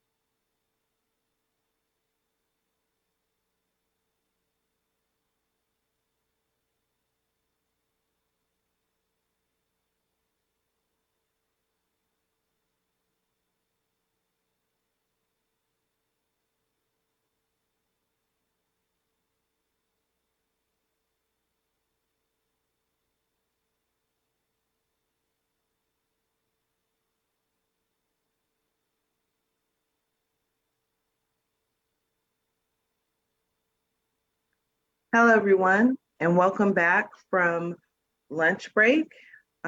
Just to go over again on the asking questions process. Only participants, again, that pre-registered to be included in the Zoom meeting will have the option to enter the questions into the chat. To ask the questions, be sure to click on the chat icon and make sure that your question is addressed to everyone and not an individual person. I did notice on break that in the chat there were a lot of acronyms used. If you could please spell out those acronyms just for our public commenter coordinator, Renan, to be able to fluently speak your question to the panel, that would be great. And finally, the questions will be answered in the order that they are received. Next slide, please. And again, just thank you all for your participation. The proposed order is available on the sanitary sewer overflow reduction webpage. That link there is to our website. And if you would like to subscribe to our LIRIS email list, if you have not already, that will provide an updated email notifications on the continued general order reissuance process. And without further ado, I will give it to Renan Harigi to go ahead and begin the question and answering portion of this workshop. Thank you. Good morning, everybody. I'm going to go ahead and read the questions as they came in and pertaining to the information provided in the slides in this workshop. First question is from Debbie Mackey from the Central Valley Clean Water Association. Her question is, when will the late change proposed edits for the findings on racial equity be available? Thank you, Renan. Hi, everyone. This is Diana again. I will be facilitating the responses as well as providing some responses. So Debbie, thank you for that question. The late change process that we're referring to is as the board meeting approaches, staff will develop and issue publicly proposed late changes that we find are necessary. Typically, they're based on administrative changes due to either error or oversight, or there is conflicting messaging throughout the order. So we will most probably have our first set of late changes out to the public, because of Thanksgiving week. We'll try to have them before Thanksgiving, but more probably the week after Thanksgiving, which is the week of the 28th through the 3rd. Thank you. And just a note, as we start with the questions and answers, we are not able to get this presentation that we just provided to you on our internet sites right now as we speak. But we will commit to changing the presentation slide that you see in front of you to the corresponding slide that pertains to your question and pertains to our answer. All right, thank you. Next question, Renan. All right. The next question is from Paul Cossey from the California Association of Sanitation Agencies. And his question is related to slide 34. And he's asking, where is the change log to be included in the sanitary sewer management plan in any particular element of other location now required to be attached? Okay. And thank you for that. Paul and I were having an individual conversation in chat with that as I saw that come in. If you will look at the proposed order at the bottom of page 23, and it does discuss that a change log will need to be attached to the plan as it is submitted. Then there was a follow-up question on attached where? Attached to the front, attached to the back. And so this pertains to what we as staff have been doing to make sure that this plan is not needed to be rewritten, and that existing enrollees do not have to change administrative processes. So it doesn't matter if the attachment is attached to the front or the back or the middle, just continue with the process. And that ends up complying with the order, since we're not prescriptive on where the change log needs to be attached. Fruz? Oh, I just had the same response. Okay, that good. you can attach it anywhere. It doesn't have to be an element. Correct. It doesn't have to be an element. We just need to see that changes have been logged during the time period between the 6 years, between updates. Thank you. Next question from Alex Park from Hydroscience, and is related to slide 36. If a system submitted a sewer system management plan a year later than a due date, will the next update be due on the due date of in the slide, or 6 years from the late submittal? I can take that, Diana. Yes, If please. a system submitted their sewer system management plan late, they are in violation of the reporting requirements in the order. However, the due dates doesn't change. The due date is, as you see on the slide, is based on the due dates of the 2006 order. So it doesn't push, just submitting your plan late doesn't push your due date for the next update. The due date stays the same. On the second part, so what if a sewer system management plan update is submitted a year early? These due dates are the date that it's due. If an enrollee submits their plan update a year early, then you have complied with the due date, which comes along a year later. However, don't misinterpret this. Your next plan update is not due 6 years after you actually updated your plan. It's due 6 years after your last update date. So if an enrollee has a required update date of 2025 for their plan, and they submit it in 2024, they have complied with their 2025 due date, and their next plan is due 6 years later in 2031. If that makes sense. Now, again, after or before 2031, if the enrollee submits an updated plan early, they've complied with the 2031. The most important thing to remember, though, is not simply the administrative due dates.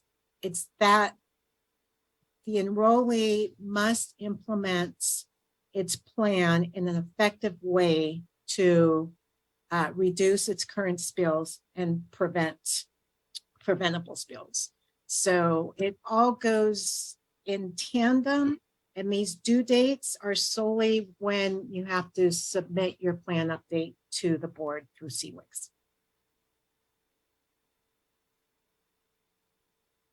Next question, Renan. Next question from Andy Morrison from AM Consulting, and he refers to a couple of slides, 1 or 2 before slide 37. And it was stated that enrollees don't need to update their sewer system management plan, but element 6 will need to be updated as existing overflow emergency response plans reference existing categories and definitions, and the new spill emergency response plan will need to reference the new definitions, categories, notifications, and reporting requirements. This will be true for all enrollees, regardless of size. Am I wrong? Andy, you are correct. Before Afruz provides the answer, I want to provide an introduction to this response. When when a sewage spills occurs, that's in real time, and we have a real-time threat to public health and to our waters. So we have placed the highest priority when it comes to updating the emergency response plans on a very timely basis as soon as this order is adopted, and to assure that the added elements for reporting and coordination are incorporated immediately. So we had the intentional purpose to make that one portion of the sewer system management plan, which is the emergency response plan, to be updated relatively immediately. So Afrooz, if you'd like to answer the question. Yeah, and we, as Diana mentioned, we intentionally separated the spill emergency response plan from the sewer system management plan. Even though it's an element of the plan and should be included, still the due dates are different. And you are correct that it is true for all enrollees regardless of size. And one more thing, note that the proposed order is not requiring the submittal of an updated emergency response plan by the due date, which right now is proposed to be 6 months after the adoption date of the order. It is putting the requirement on the enrollee to make sure they have updated their plan and they are implementing an updated plan. I think I unintentionally mentioned that they have to be submitted, but yeah, Oh. Diane is correct. It doesn't, the spill emergency response plan doesn't have to be submitted, just updated and implemented. Right, and that's in the specification portion of the order. Next question from Derek Cray, from Marina Coast Water District. If you submitted an updated sewer system management plan prior to your due date that is defined in the WDID lookup tool, do you still go by the required plan update due date, or does your date change based on when you last updated your sewer system management plan? Thank you, Renan. The latter. So your due dates do not change. Due dates are not based on the enrollee's activity or dates of submittal. Your due dates are set. So they were set in the existing order as every 2 years after the due date of the initial plan. Thank you for putting up slide 2036. And the proposed order sticks to an established due date now instead of every 2 years to every 3 years. So once again, the due dates are fixed regardless of the enrollee's activity on submitting their updates. With your scenario that you provided, if you submitted it a year early, that's great. It's on record. And then your next due date is the 6 years after the one due date that comes a year later. Okay, next question from Amanda Gray from the University of California, Riverside. Is dedicated infiltration basin defined in the order? Is dedicated infiltration basin defined in the order? No. A dedicated infiltration basin can be of different definitions, and that's pertaining to a storm drain agency. It's not pertaining to a sanitary sewer owner. But let's, just to not leave everyone hanging, let's look at the words. A dedicated stormwater infiltration facility is a facility that is dedicated and engineered to infiltrate stormwater into groundwater. Thank you, Renan. Okay. Next question from Edo Yama from West Valley Sanitation District regarding Category 4 reporting. Can we submit Category 4 report earlier than quarterly? We prefer to report as we currently report category 3, since for us, it will be easier to manage. Similarly, we also currently report noise spill reports on a monthly basis. Yes, Anna Fruz, if you can pop in. As you can see with the answers to the plan updates, we're not blocking anyone with the proposed order from reporting early.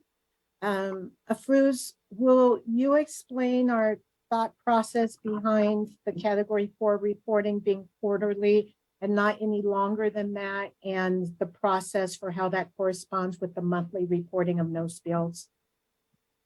We considered having all category 4 spills be reported annually, but it created other complications for CVEX reporting.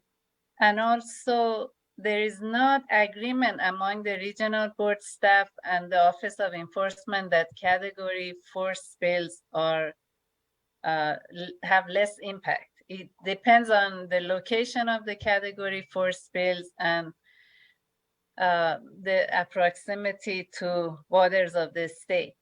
So we kind of came to this compromise position of requiring quarterly reporting to reduce the burden of reporting on the enrollees and also have some sort of reporting into CVEX on a quarterly basis.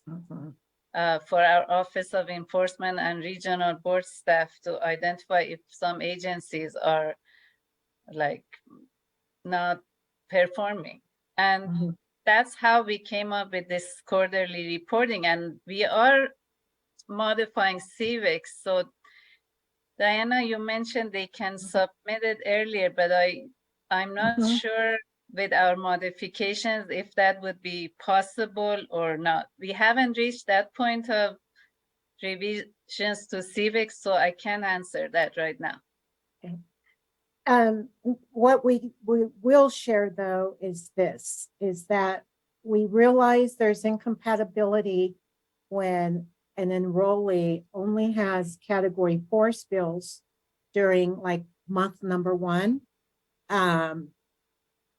And they don't have to report that until 2 months later on a quarterly basis, but they also need to address on if they have spills or not. They can't let just a month go by and not address that whether they had a spill or not. So what we are preparing with our DIT staff is for CWICs to be amended so that every month an enrollee would need to go in and if they've only had category 4 spills, they would not click on no spills, but they would click on only category 4 spills during that month, if that was the case, so that we know that you're not reporting any spills during that month is either because you've had no spills or you've only had category 4 spills. So let's kind of put that in context. Let's say a quarter ends up being October, November, December. So the order requires that all enrollees report on a monthly basis if they have no spills. Well, if in the month of October, you as an enrollee have only had category 4 spills, you would not be reporting that until January for the quarter of October, November, December. But we still need the enrollee to go into CWICs and state that that you only have category 4 spills. And then if you have no spills, that you have no spills. If you have a category 1, 2, or 3 spill, then that does need to go into CWICs at the latest on a monthly basis. So that's what we're working on. Was that correct, Afruz? Yes. Good. And for everyone here, we like to check with each other to make sure what we're communicating is correct. Thank you, Renan. All right. Next question from Mary Cousins from the Bay Area Clean Water Agencies. And it's a question related to slide 46, and it's regarding blockage control. Many enrollees currently address root control under their operation and maintenance program. Sewer System Management Plan Section 4. The sewer pipe blockage control program now requires root control to be addressed in SSMP Section 7.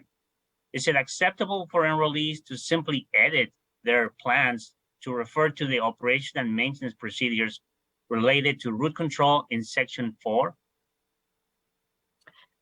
Yes. Attachment D has the required elements for the management plan, and we mirrored the same 11 elements as the existing order. We do not look at the order of where the different required elements are addressed in the plan.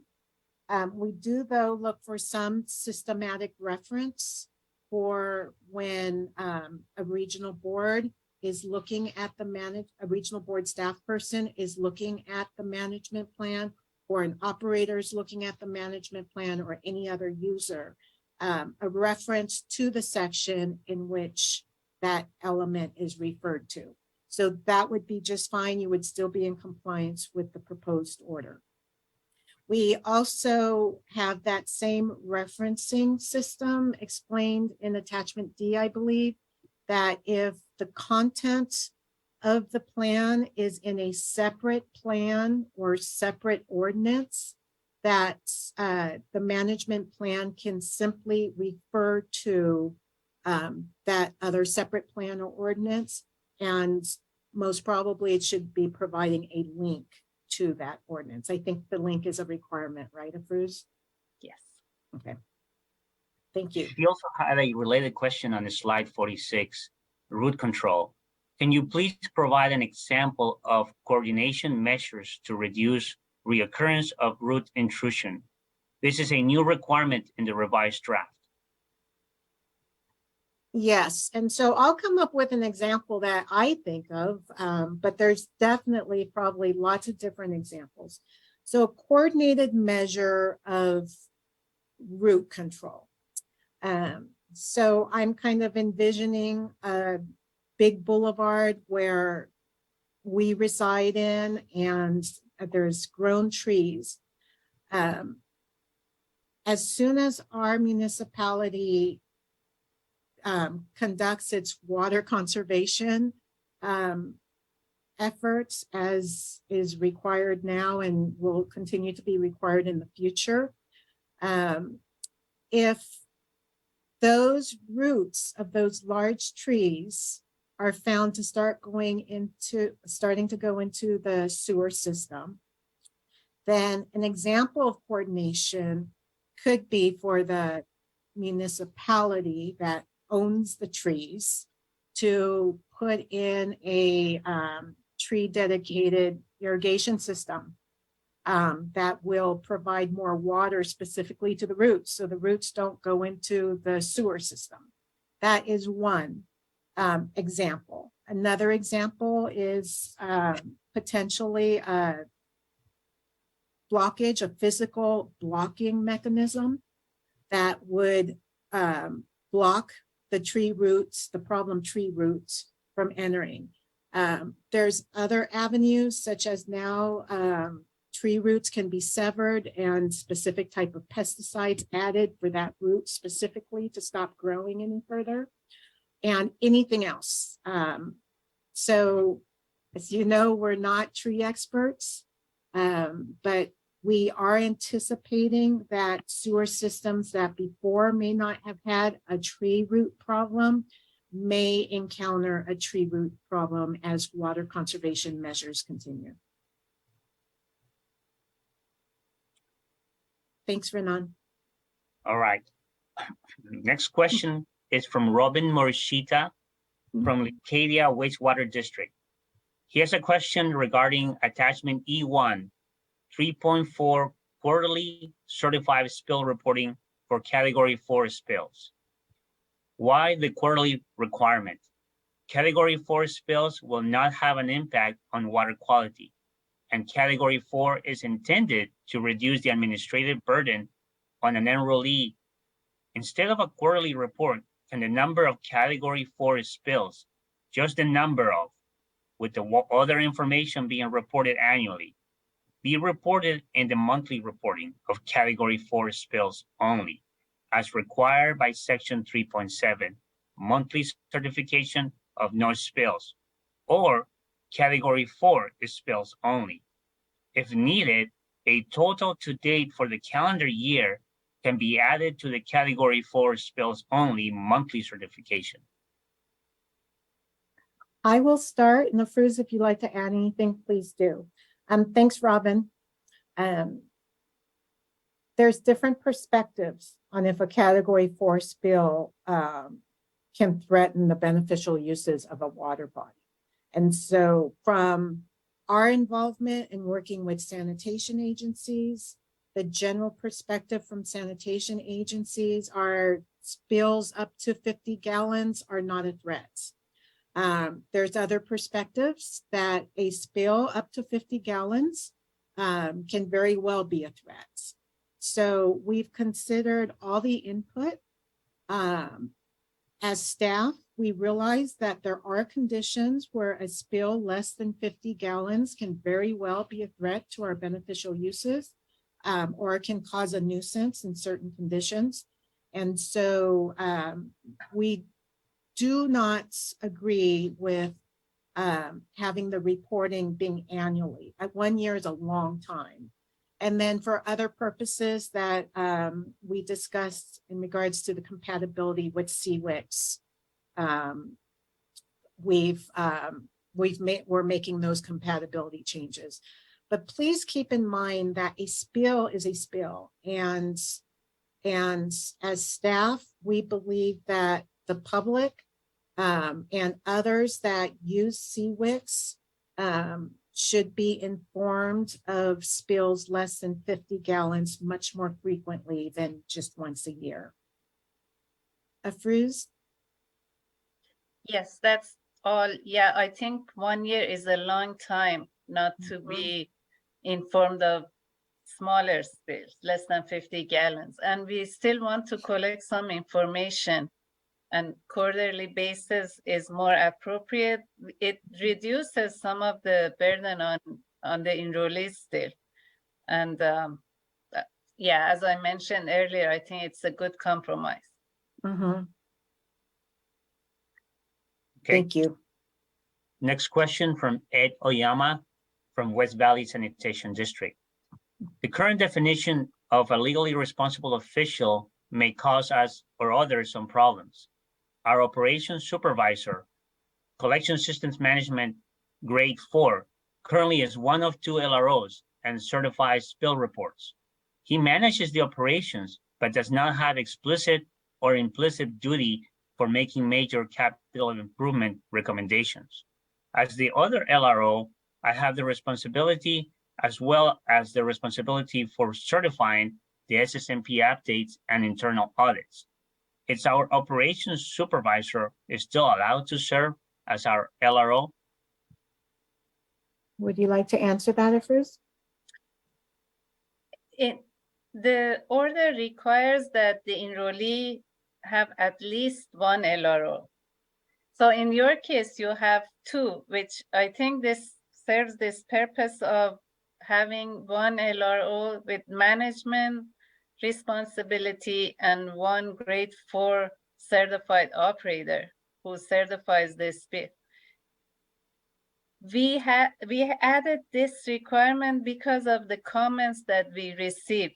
If you remember, in the draft order, we had requirements that a certified operator or a professional engineer certify the sewer system management plans, but we heard that none of these qualifications is guaranteed that a system will be operated properly. Also, we heard that a lot of agencies just assign somebody as a legally responsible official without that person having a knowledge or any responsibility over the system. That's how we added this requirement for the legally responsible official.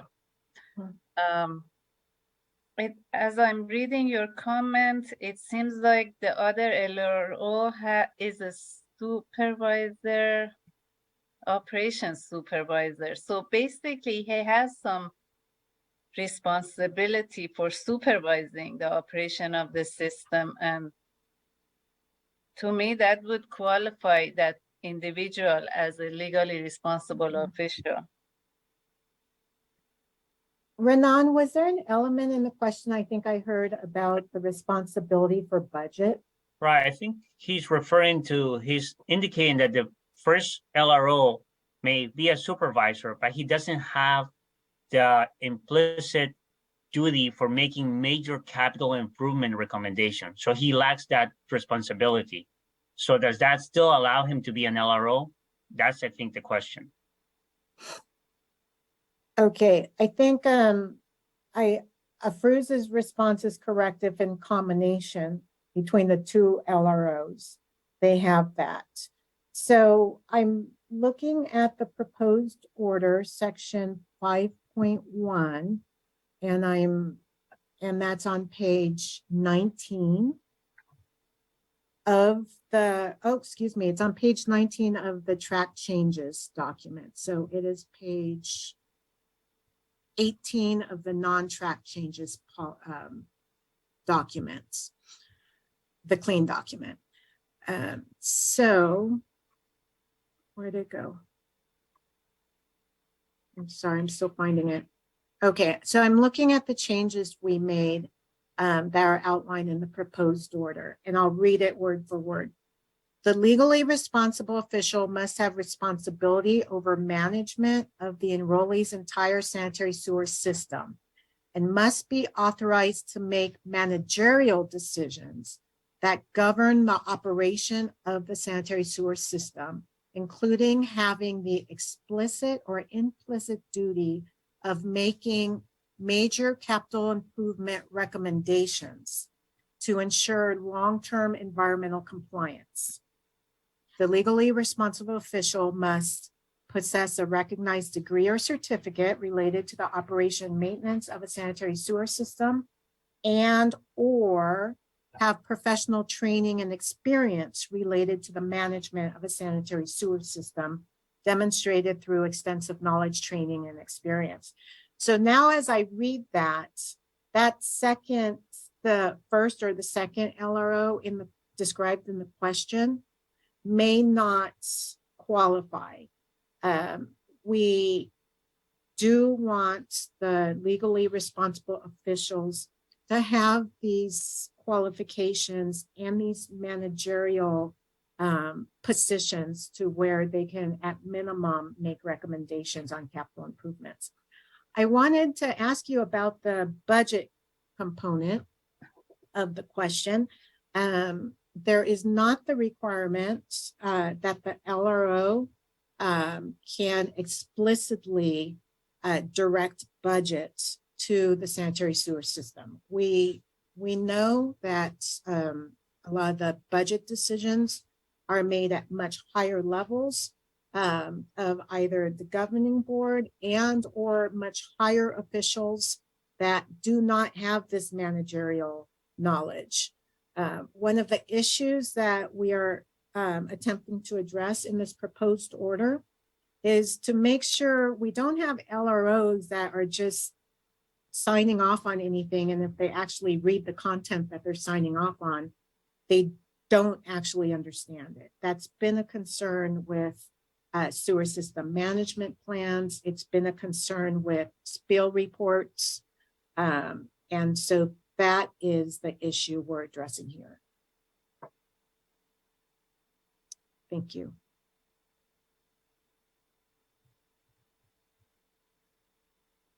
Next, Renan. And please, for everyone, if you have follow-up questions, if we did not hit the nail on the head on your question, please go ahead and continue submitting a follow-up in the chat. I did. Correct. Go ahead, Walter. Yes, Sorry, I just noticed that Ed had his hand up, so he may be entering an additional follow-up question in the chat. Okay, So let me go and look at that additional question if I see it, but I don't see one yet. okay, Yeah, so we'll move on with the next question and then we'll see if Ed has follow-up questions. very good. Next one, it's a question from Andy Morrison, AM Consulting again. And this is regarding slide 64, number 3. There's additional cost to change an existing OERP to a new SERP. Change SSO reports to spill reports, as well as train staff on the changes for new reporting notification of spills. Okay, so I'm going to try to get to these acronyms so that everyone understands. So OERP. Afrooz, help me out. Overflow Emergency Response Plan. So let me read the Perfect. question again. There's Thank you. additional cost to change an existing overflow emergency response plan to a new spill emergency response plan. Change the SSO sanitary sewer spill overflow reports to spill reports, as well as train staff on the changes for new reporting notification of spills. Okay. So yes, that's correct. There are additional costs to that. I don't know if it's just the way I heard the question that there's going to be costs to change an overflow response plan to a spill response plan. As we have the proposed order, the spills basically are overflows. Exfiltration is dealt with through the condition assessment and based on actual observations from the condition assessment on whether that exfiltration needs to be addressed or not. So we're not, is it just simply the cost of changing the word from overflow to spill? Or I don't want to downplay that. That's just a question I have. But when it comes to the updated reporting, yes, unless you want to continue reporting like all the spills on your category 4 spills on a monthly basis, you will have to make those changes. Probably the real key changes in the emergency response plan when it comes to reporting truly is training your personnel to estimate the spill volume, as now the proposed order is requiring that the steps for that estimation is added into CWIX and reported. With Diana, other, yes. I'm just going to say that Andy is providing additional follow-up comment. He's saying it was not a question. It was a comment that there is additional cost associated with this change. Oh, but the presentation left it out. Oh, very good. Okay. And so let me explain why. So, and this is something that I overlooked on including in the slide. We did not include the cost of spill reporting because that's completely separate. You have some agencies that will have a lot of costs because they have a lot of spills. And you will have other agencies where they did their due diligence in enhancing their system. They do not have the numerous spills maybe that they used to. So that cost would, of course, be less. So we did not include the cost for spill reporting in our administrative comparison. The proposed order doesn't require spills. The spill reporting is for when there are spills. So that's why you don't see it, Andy. Okay. I see now that Ed has provided a follow-up comment question. And he's saying a general manager who is an LRO may not have the ability or qualifications to certify a spill certification, since she may not normally get involved in the details of a spill event. Bruce, isn't the certification of a spill in the existing order? Yes. We have requirements for spill certification. It can be either done by the legally responsible official or data submitters that are authorized by the legally responsible official to submit information. But I think ultimately the legally responsible official should certify the plans. Right. So in that scenario, the legally responsible official is responsible for the submittals, even under the existing order. They are the person that legally represents the enrollee. So under the existing order, if the data submitter is making that certification, they are still making that certification in a way that the legally responsible official is responsible for. So yes, we recognize that this may be a change from the existing order. We are looking to have more accountability on the certification of submittals to the State Water Board.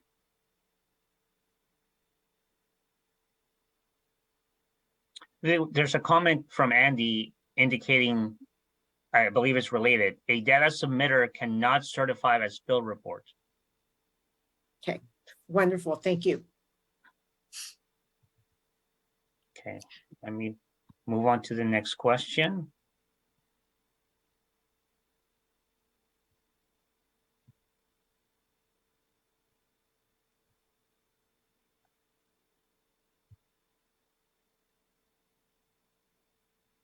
Let me find my slide.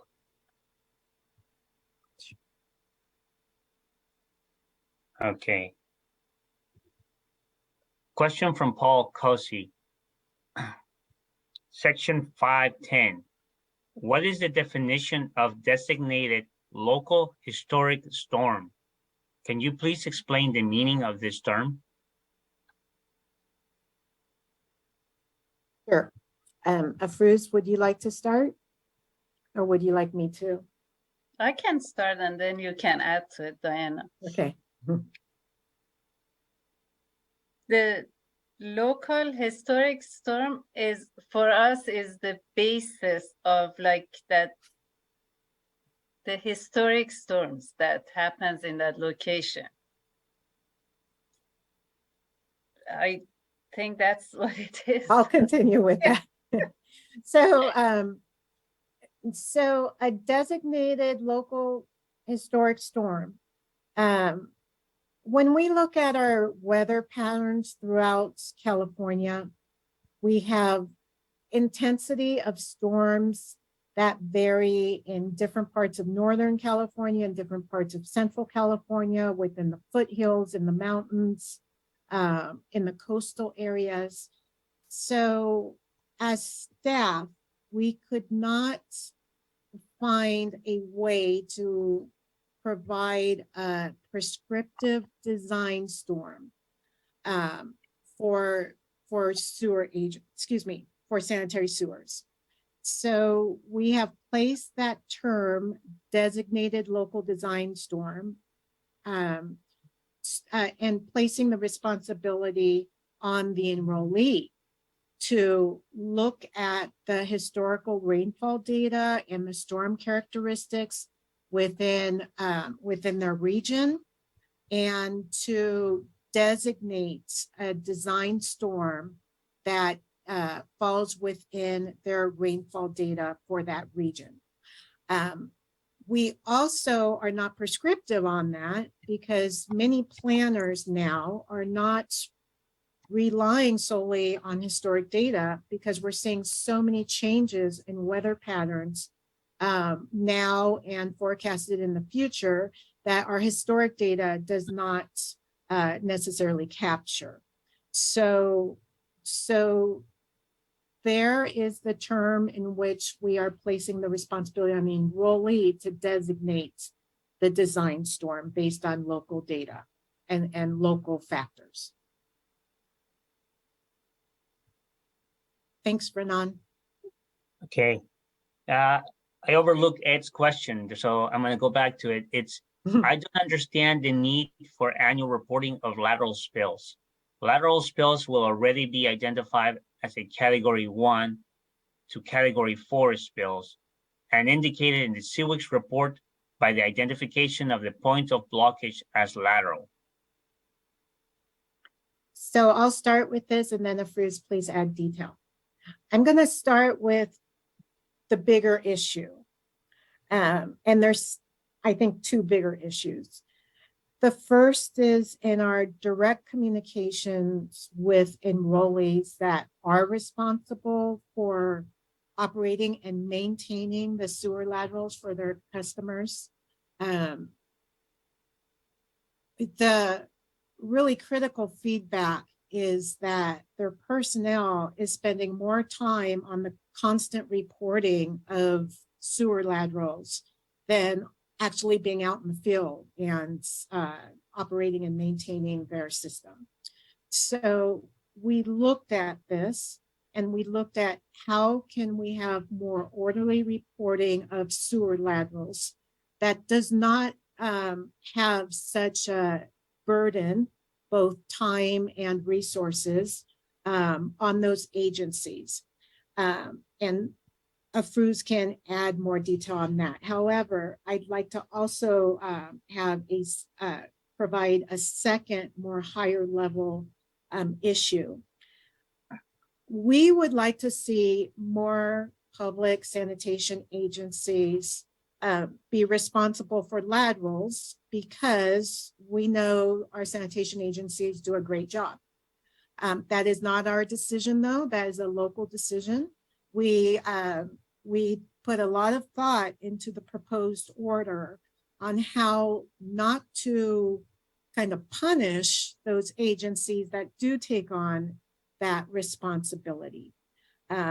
So with that, unless the lateral spills are a Category 1 spill, we are giving that extra, we are providing that side reporting stream of record keeping and reporting all their laterals once a year. Afrouz, can you go into more detail on that, please? Yeah, just to add to that, Diana, since now we are requiring that the annual report include performance graphs. Another reason for separating the lateral spill reporting was that those spills do not show in the performance graph for agencies that are responsible for laterals. Basically, they are in the disadvantage because they are taking care of the laterals, and that resolves that issue. That's a good point. That was yet another issue. So if you notice the way the proposed order is structured, is that lateral spills are not entered into the data pool of spills such as Category 1, 2s, and 3s. Therefore, the performance evaluation does not include lateral spills. Like Afrouz just mentioned, we want to make sure that public data on the performance of our agencies doesn't show more spills for the enrollees that are taking the responsibility to operate and maintain their customers' laterals. And also, unless the lateral spill enters the water of the US, it's not considered a Category 1 spill. We have basically separated lateral spills from other spill categories. And there is some clarification that we have to make during our late changes to those lateral spill reportings too. Yes, just for the refinement. So as the proposed order stands right now, the reporting of lateral spills is in a PDF file. It is not in the data format as in SWRCB. We think that's sufficient. for water quality protection purposes, our regional boards, our enforcers, and the public can pull the PDF file and look at a coordinated report on individual lateral spills, as well as the summation of the total volume of sewage spilled and other factors. And then because of the record keeping requirements, any regional board or office of enforcement can ask an enrollee for their records on their lateral spills at any time. They do not have to wait for the annual report to see the details. Okay. Okay. Next questions. Actually, there's two questions that come from Lindsay Nim from the U.S. Navy, and they're related to the same slide, is slide 15. Who the 15? order is slide 15, and is who the order regulates, definition of enrollee. The slide and response to comments, specifically Department of Defense comment 9.02, indicated the order will be revised for federal enrollees. However, that language does not appear in the revised sewer system order. Will there be another version of the sewer system order that incorporates the proposed language? The language moved the federal agency requirements to that of private companies. That's right. And I'm going to give an introduction, and hopefully in the meantime, Tim, can you make yourself available to provide more of the legal background on this? So thank you, Lindsay. You are correct. We further identified some legal detail on how federal agencies do have what's called sovereignty, which I'm hoping Tim can explain in further detail. So we will be making the changes as shown in the response to comments through late changes. When we're at the board meeting, as staff, we are presenting the proposed order and then together with the late changes. So our board considers the proposed order and the late changes. If the board adopts the proposed order with the late changes are incorporated into the finally adopted order. If the board adopts only the proposed order without the late changes, then it's the proposed order that is the adopted order.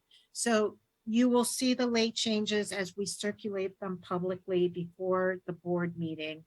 That will have those changes. So with that, Tim, are you available to provide the sovereignty background?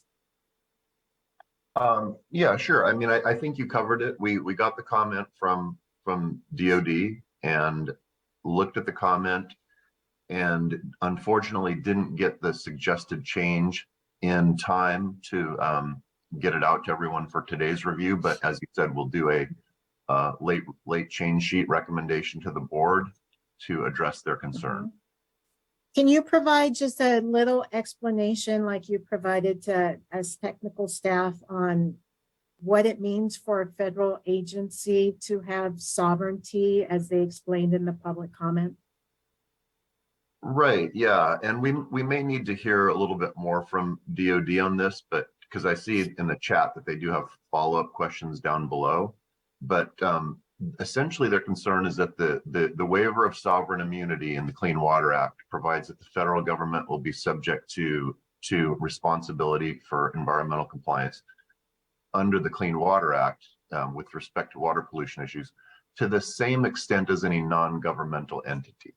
And the way the existing draft order read, it was that the federal government was categorized along with state government, state agencies, and the private companies were subject to a slightly different standard.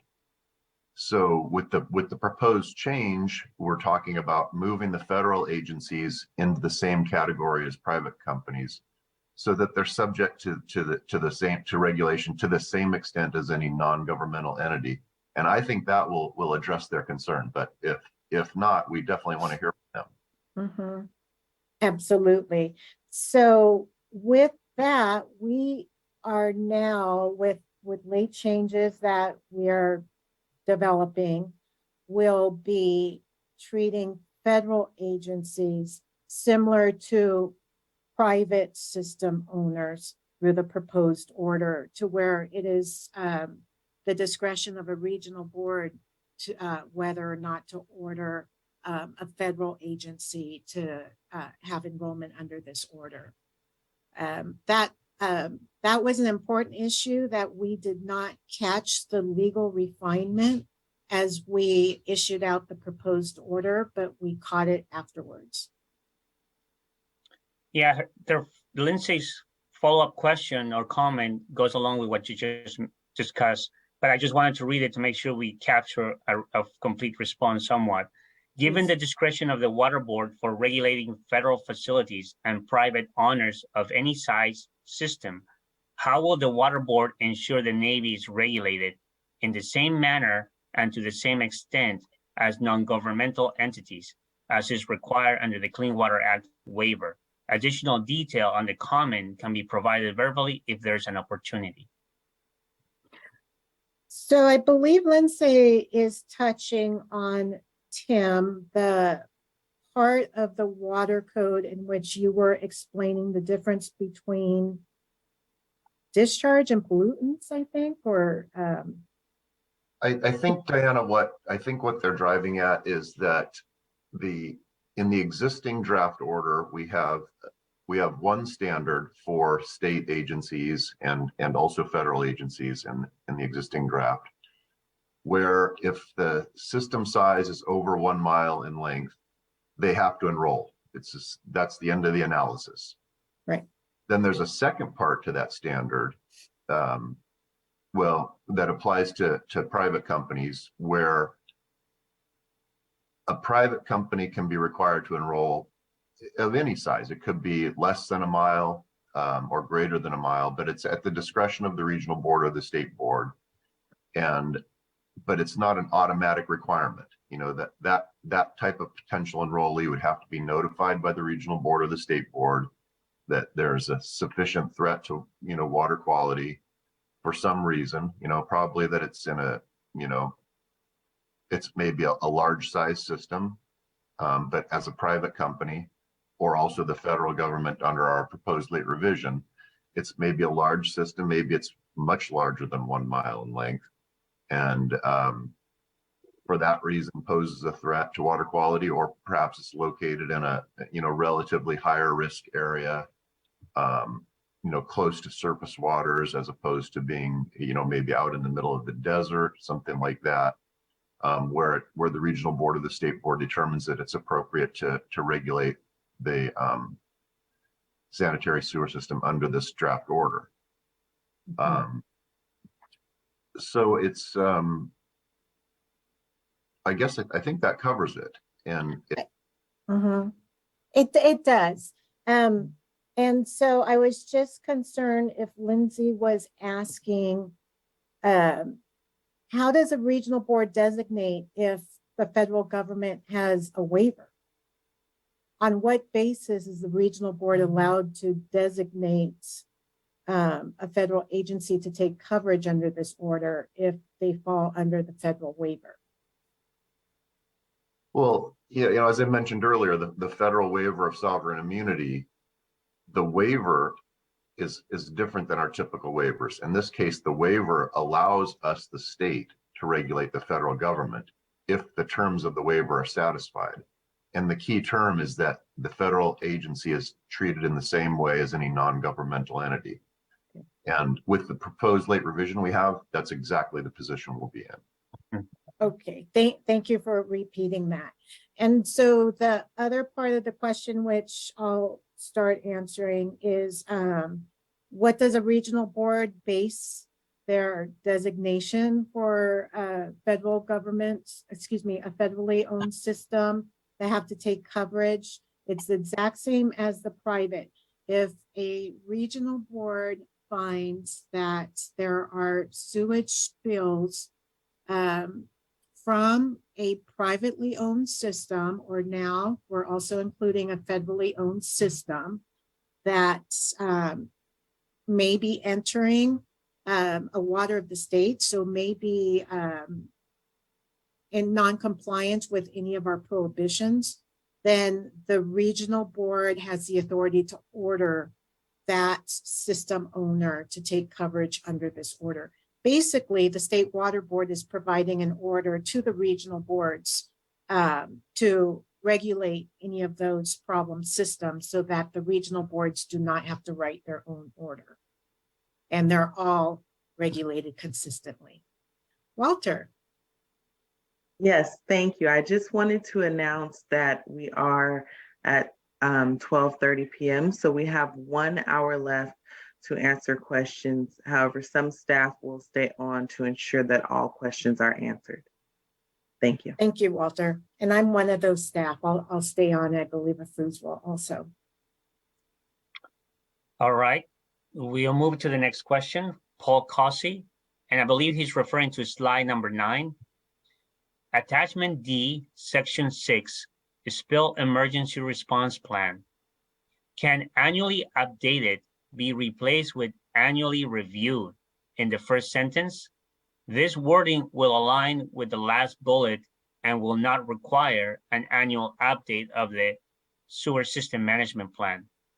Please explain why this is necessary, given that is one of the purposes of the internal audits and therefore a duplicative requirement. This can be handled in the change log without annual updating necessary. Yes, I'm going to hand this to Afuz. Yes, Paul, thanks for bringing this up. We don't require that the sewer system management plan element 6 be updated annually. So this is something that we will consider making the change. In the specifications, we require that the spill emergency response plan, the annual report, include a certification that the spill emergency response plan is up to date. But we also want that the sewer system management plan also include an updated spill emergency response plan. But it's not like annually, it has to be updated. That can be something that we can address through a late change also. Yes, so we'll address or late change the refinement of that language. As we do look at your question and your suggestion, however, there's a couple more items I want to include. The first is that if an emergency response plan is already up to date and a year passes and last year's emergency response plan is up to date for this year, then the certification that your emergency response plan is up to date is exactly that certification.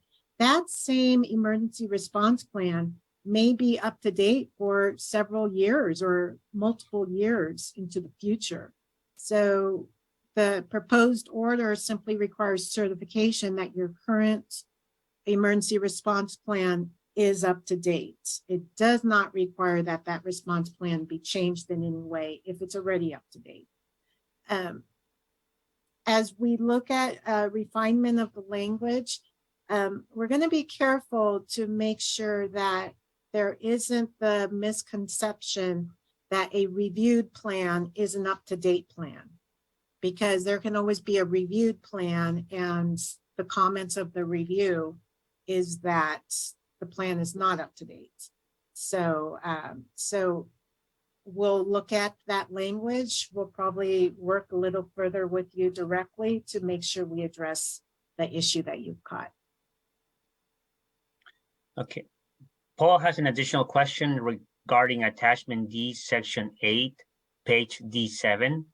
Can you please explain what is expected with regards to procedures? Please explain expectations of first bullet. And this might be related to slide 13, I believe.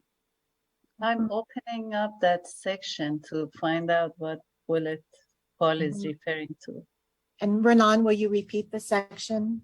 Yeah, it looks like he has a number 13. The section is sections 8, page D7. Okay, thanks, Renan. Section 8 is system evaluation, capacity assurance, and capital improvements. And it reads, the plan must include procedures and activities for, and then we have the bullets, and the first bullet is routine evaluation and assessment of system conditions. And Paul is asking us to explain what procedures are. These are site-specific, system-specific procedures that the enrollee includes in their sewer system management plan to explain how they are going to conduct routine evaluation and assessment of their system. We don't want to put prescriptive requirements on the enrollee, and we leave it up to the enrollee to come up with how they will conduct their assessment and condition assessment and evaluation. Mhm. So with that, we received a lot of public comments on the request for definitions of words in which it's basically the word itself, their procedures, which is description of how an action will take place. Or if you pick up any dictionary, what the definition is the definition of procedures. So as I look at the Word document, in that it is asking for procedures of how to determine the routine. I'm sorry, I gotta go back to it. Got it. So it is for procedures and activities for routine evaluation and assessment of system conditions. So what are the procedures and the activities in which the system staff will be evaluating and assessing the system conditions?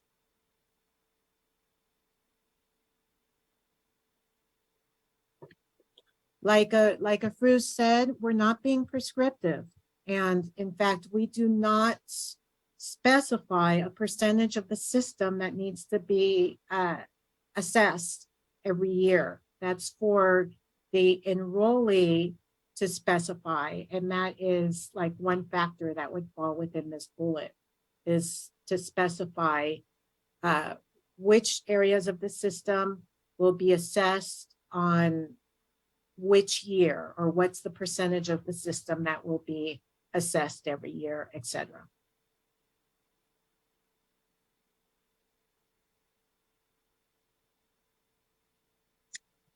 Thank you, Renan. All right. Next question from Mary Cousins from the Bay Area Clean Water Agencies. Could you please explain the rationale for new language requiring spill reports to identify whether or not the spill was located within 1,000 feet of a municipal water intake or municipal groundwater well? I understand that the enforcement policy prioritizes sewage discharges within 1,000 feet of a municipal water intake. What is the logic origin of the requirement regarding municipal groundwater wells?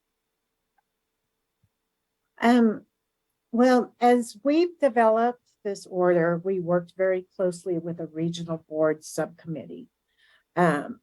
Also, as we developed this order, we identified that per our staff recommendation, it is very important for a sanitary sewer agency or owner to know what the potential threats are from their sewage spills onto our water resources.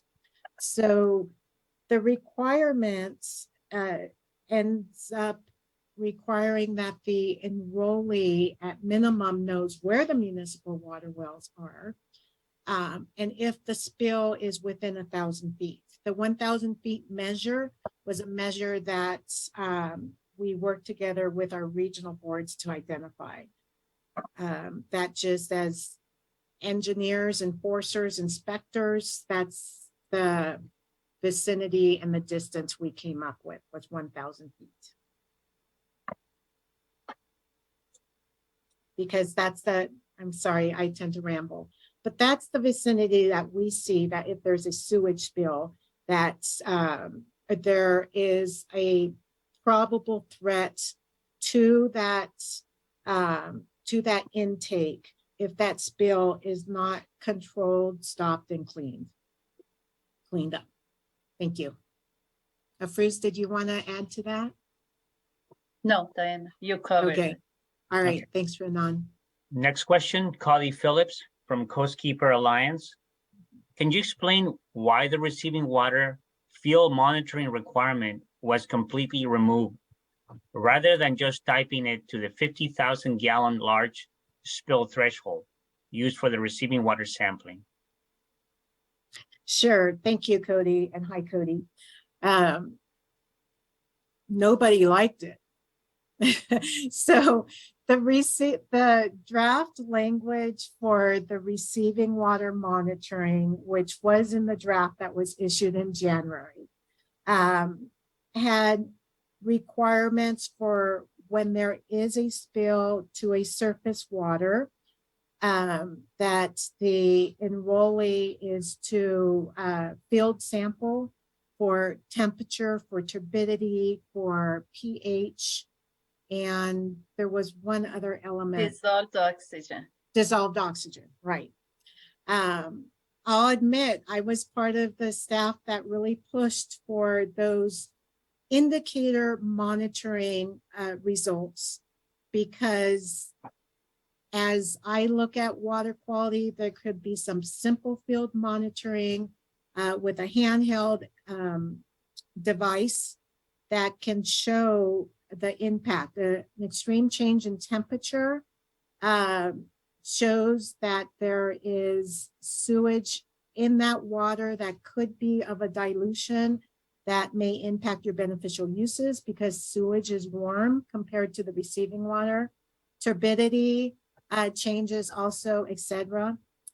We got public comments from sanitation agencies. We got comments from our regional board subcommittee that information is not valuable. And what would we do with that information? And if the regional board wants that information, when they arrive to the site or they call the enrollee, the staff will tell them, you need to pull this field sampling. So that's why we removed it. If I don't know what else to say other than nobody liked it. No one saw that incoming information as valuable information to further take action to protect water quality. Okay. Next question from Derek Cray from Marina Coast Water District. Are percolation ponds considered waters of the state in regards to groundwater? No. Percolation ponds are not a water of the state. They are in an engineered facility that conveys water to a water of the state of groundwater. So that's a really good question. This question has gone through the legal steps when it's posed to a storm drain pipeline. There was full legal evaluation on the question, is a stormwater system in and of itself a water of the state? And the answer is no. The stormwater system is conveying water to a water of the state, whether it's a surface water or a groundwater. The system itself is not a water of the state, unless the system is transporting natural flow of a natural water body that was there.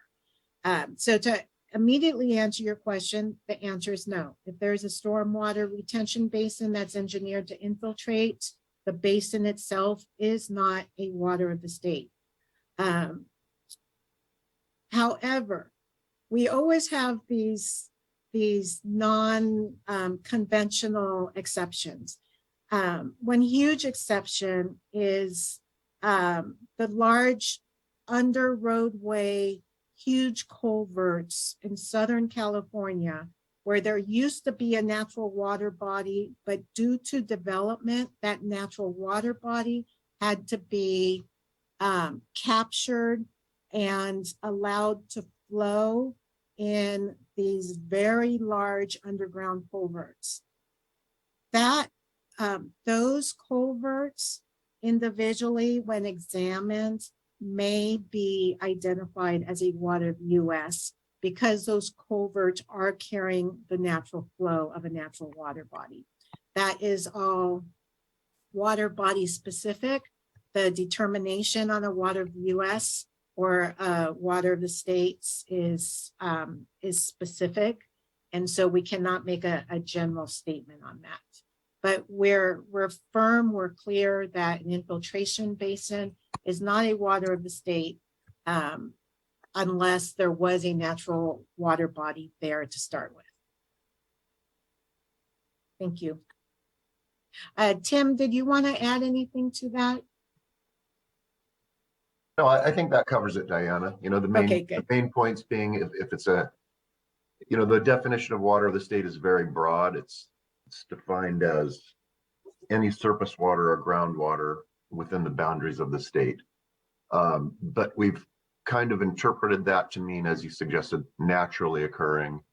You know, someone's swimming pool in their backyard is not a water of the state. But the bottom line, of course, is it really is a case-by-case analysis. So it's hard to give one general statement in a setting like this that can be applied with certainty in every case. But I think you've covered the boundaries of it for sure. Okay, good. I know when I worked at a regional board, like the ponds of a golf course came into question. And again, it was specific evaluation of, was there a natural water body that went through that golf course, which now the ponds are carrying that, you know, that flow. So it is very specific to the water body. Right. Thank you. Thanks, Renan. Next question again from Collie Phillips, Coastkeeper Alliance. Under section 8.1's conditions assessment, systems are meant to identify areas where sewage may exit the system and has a potential to enter into a water of the state. Does potential to enter share the same definition as potential to discharge to a water of the state? Yes. Yes. And we included a definition of potential in the attachment A purposely. Yes, discharge is defined as a spill that enters a water of the state. Now, I know it's not in the question, but there is always this this need for further clarification, and I know we repeat ourselves. But as we all look at the proposed order, note that exfiltration, which is the exiting of sewage from the system underground, is not considered a spill per the categories, per what's required to be reported in a spill report. The focus on exfiltrated sewage is, and the regulation of exfiltrated sewage in this order is for the enrollees when you are conducting your condition assessments. You're looking at the condition of the pipe. You're observing if you either see exfiltration or observe a pipe failure in which the system could be losing sewage underground. Then you take it the next step. Is that sewage that is leaked out, exfiltrated out, is it most probably contained within the pipe trench or within the sewer matrix, excuse me, within the soil matrix? Or is there an avenue for that sewage to make its way down to groundwater? I know these are a lot of ors and a lot of ifs. truly is specific to the conditions of the sewer system. We have areas in our state now with our intense storms, the unconfined aquifers will raise and lower and raise and lower. And so there is a factor in those situations where there's an unconfined aquifer that may be lower than the pipeline of the sewer line. But in the vicinity, in the depth vicinity of that sewer system, if it leaks, it could make it into that unconfined aquifer. That there is a potential to reach a groundwater. It's very system specific, but please note that it's not considered a spill. If that sewage reaches a groundwater, it's considered a violation of a prohibition, which is handled differently than spills through spill reports. And please let us know through the chat if you'd like us to provide further clarification on that.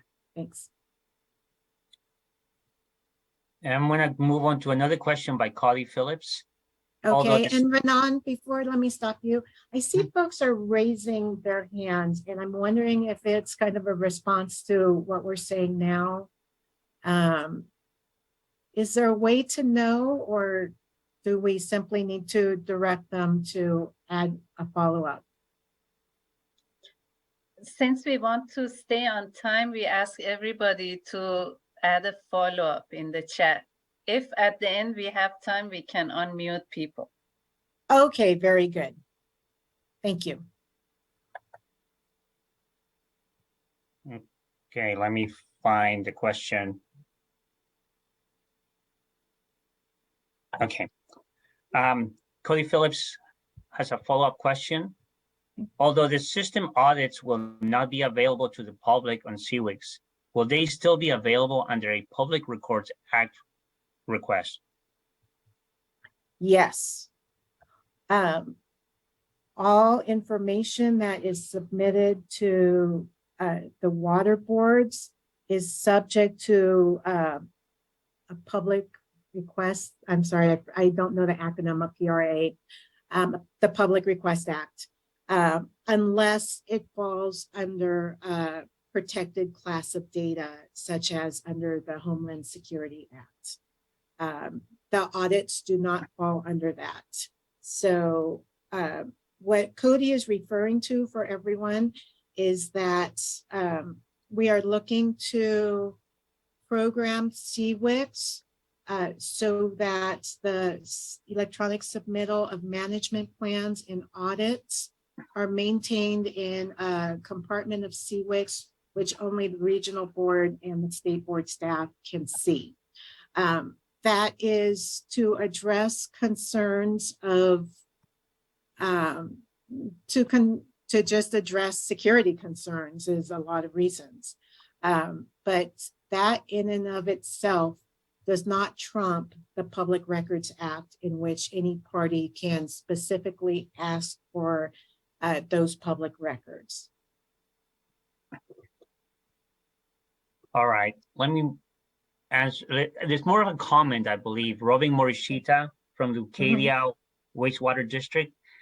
He's referring to General Order 5.1, designation of legally responsible official. Recommend adding a third alternative bullet, and it states, or be authorized or appointed by the enrollee's governing board or body. This recommended bullet will provide continuity with the following statement: must be authorized to make managerial decision that govern the operation of the sanitary sewer system in the first paragraph. Thank you, Robin, for your recommendation. So two things. One is on process and one is on content. I'll start with the content one.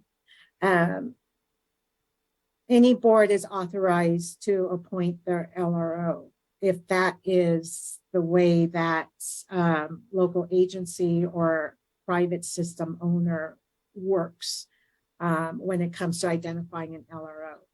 We still stand behind the proposed requirement that that LRO has the qualifications that's stated in the proposed order. We like your recommendation with the exception of a board appointing an LRO that does not have the qualifications in the proposed order. So that's where we stand as staff, as we want the LRO to have those actual qualifications, regardless of how they became the LRO. The second item is for your recommendation and any other recommendations that any interested party has and would like to see a change in the proposed order. Unless those changes are made in our late changes, the avenue to request a change to the proposed order would be through direct comments to the board at the December 6th board meeting, or something equivalent thereof. As staff, we are careful to limit late changes to administrative changes, to changes due to oversight, or to changes due to error, because this order is being considered for adoption through the public process. And so we do not make any change, we as staff don't make any changes through late changes that would once again trigger the 30-day public process and require a subsequent public comment period. So you have that avenue, Robin, to make that recommendation at the board meeting or through any other communication you may have with the board, which then kind of triggers other notification requirements. All Thanks, Rick. right. Next is more of a comment, and I'm just going to read it verbatim. I'm Frank Przewolski with the Irvine Ranch Water District. We appreciate your consideration of the comments that were submitted earlier this year. There were a number of substantive revisions and additions made with the October 28 revisions. Additions will require regulated entities to apply substantial resources to comply. Please consider the intended benefits of requirements that were added relative to cost to comply.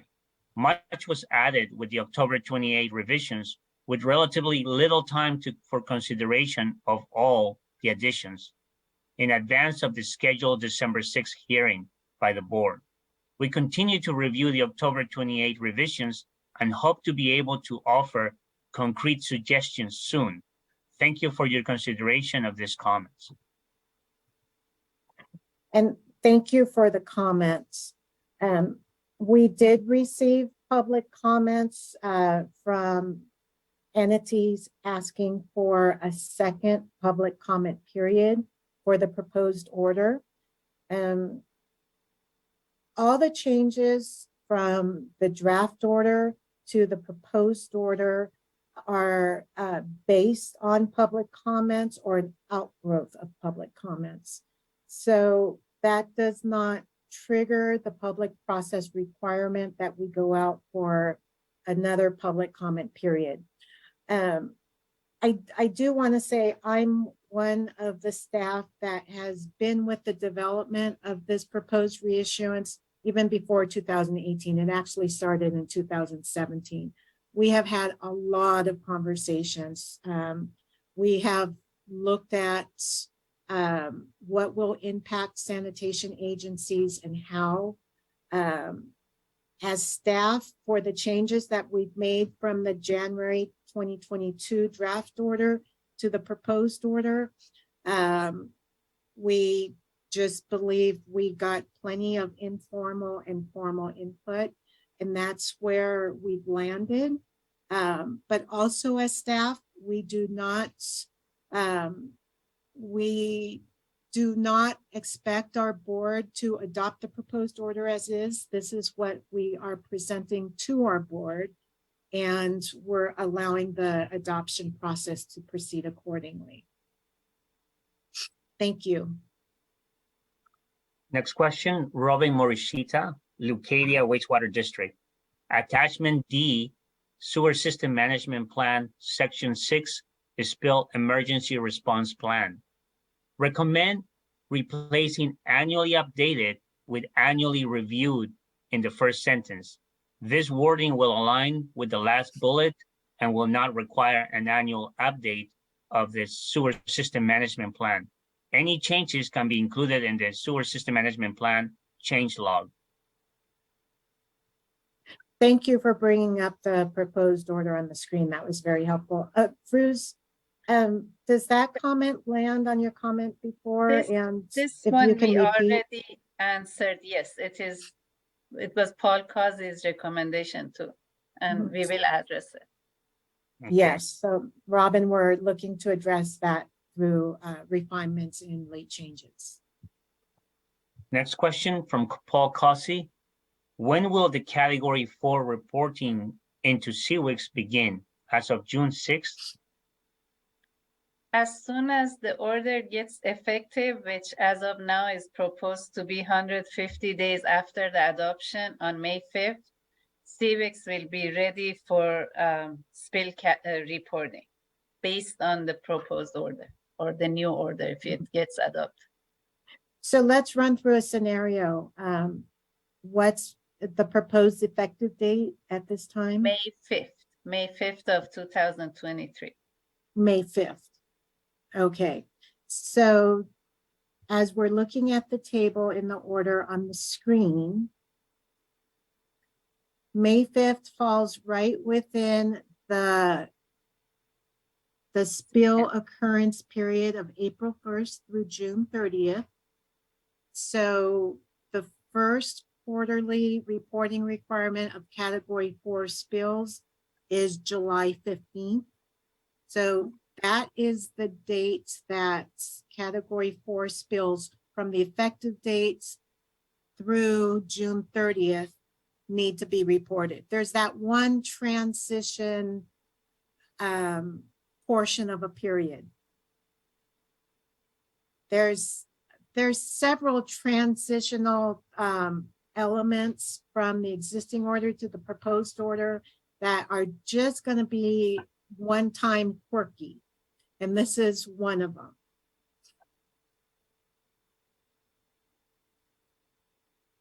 Did that answer the question, Renan?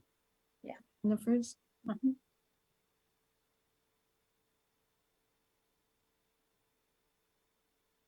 So thanks, Renan. We're ready for the next question. Next When question, you're ready. Mhm. Cody Phillips, Coastkeeper Alliance. Can you explain why the threshold to trigger receiving water sampling is 50,000 gallons when the smaller spills to smaller surface waters have significant impacts? The order already requires a release to notify the Office of Emergency Services for spills of only 1,000 gallons due to the risk to public health. Yes. Cody and others, that is a requirement that we maintain consistent with the existing order. The existing order has the trigger of the 50,000 gallons to a surface water or to a water US. I'm not sure on the specifics. That triggers the sampling and analytical laboratory analysis. So we just did not make that change. The reporting to Cal OES is with a lower trigger, and the reporting that goes to Cal OES immediately goes to a regional board. And if a regional board sees that they need monitoring of a smaller spill, they will right then and there or through their regional board staff require the enrollee to conduct monitoring. Fruz, would you like to add to that? I don't have anything to add except that we kept the requirement the same as the 2006 order. Mm-hmm. Thank you, Renan.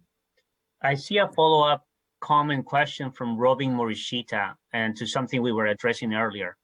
Okay. Says, thank you, Diana, for your response to the Category 4 quarterly reporting. A follow-on comment. By definition, a Category 4, less than 50 gallons, spill does not discharge to a surface water. If a spill reaches a surface water, it should be reported as Category 1, regardless of spill volume. Therefore, it should not impact water quality. Clarification. Therefore, a Category 4 spill should not impact water quality. Thank you, Robin, for your perspective. Again, it is a perspective because there very well may be situations, a very small creek, very high strength toxic sewage that could very well impact aquatic life or any other beneficial uses. We know we're on a fine line here when it comes to Category 4 spills.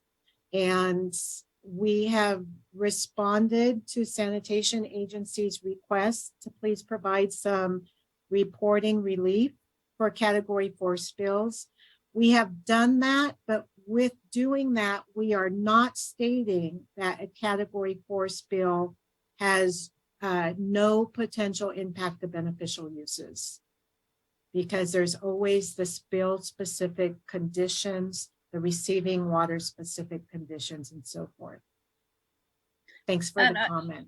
I just want to add that a Category 4 may not impact water quality of a surface water, but it may impact groundwater. So that's still considered an impact. That's right, right. And so we just cannot make the specific determination across the board. Thanks, Renan. Thank you, Robin, for the comment. Next question from Paul Causey. Will Category 4 quarterly reporting be done by simple PDF report, like the annual lateral report? No, there are some reporting requirements in CWICS, similar to Category 1, 2, 3, but with less requirements, less items to report. That's right. So the proposed order provides some reporting relief based on frequency that the sanitation agencies had requested. But Category 4 spills are still spills that are entered into CWICS per the CWICS data. And when the CWICS data is pulled together for the performance report, the performance does reflect Category 4 spills, as well as Category 1 through 3 spills. Next question from Ed Oyama. We must report our lateral spills as Category 1 through Category 4 spill. This requirement would require us to report twice. Also, the laterals we do not own is currently reported as a PLSD. Okay, first, do you want to start? The Or do you want me to requirement start? for reporting spills from a privately owned lateral system hasn't changed from the 2006 order. I'm trying to read the comment to see if I understand. If a lateral spill enters a water of a surface water, it is considered a Category 1 spill and needs to be reported as a Category 1 spill. If That's not, correct. then you don't have to report it in CWICS. It will go into the PDF annual report.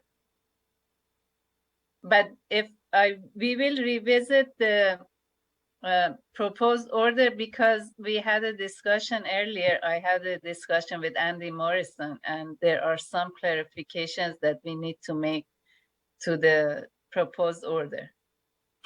In fact, Andy has a follow-up comment on that. He says, looking at Ed's question about lateral spills, I think it needs to be more clear in the order that lateral spills that are Category 2, 3, or 4 don't get entered into CWICS. Only Category 1 lateral spills are entered into CWICS. I'd like to add to this, and maybe Afruz, while I add to this, if you could find where in attachment E1 we provided the extra clarification on the lateral reporting when they are a category 1 spill or not. So this reporting of lateral spills is extremely important to those agencies in which have chosen to operate and maintain laterals. So getting at the question, if a spill comes from a lateral that is not owned and is not operated and maintained by the enrollee, then that is a spill in which, per the proposed order, the enrollee has the option of whether they want to voluntarily report that spill.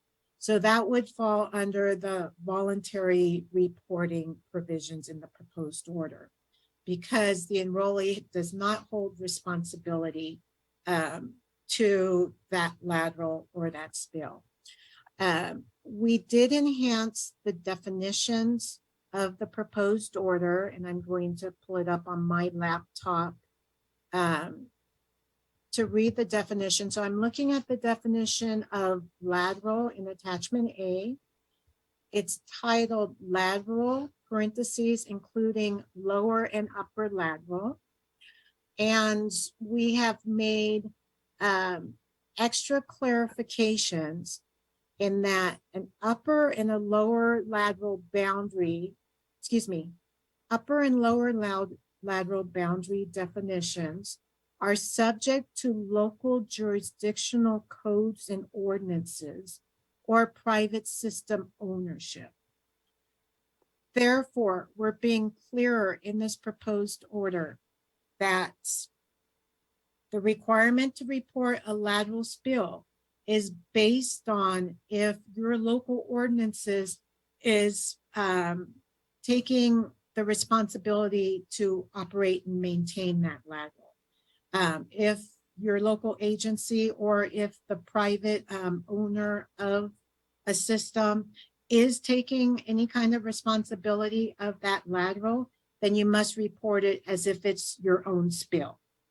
Then once we get to categories, the proposed order is very clear in the category that any volume of spill coming from the enrollee's owned and or operated system, which includes the lateral, if your local ordinance includes that responsibility, any volume of that spill that enters a surface water is a category 1 and must be reported as a category 1.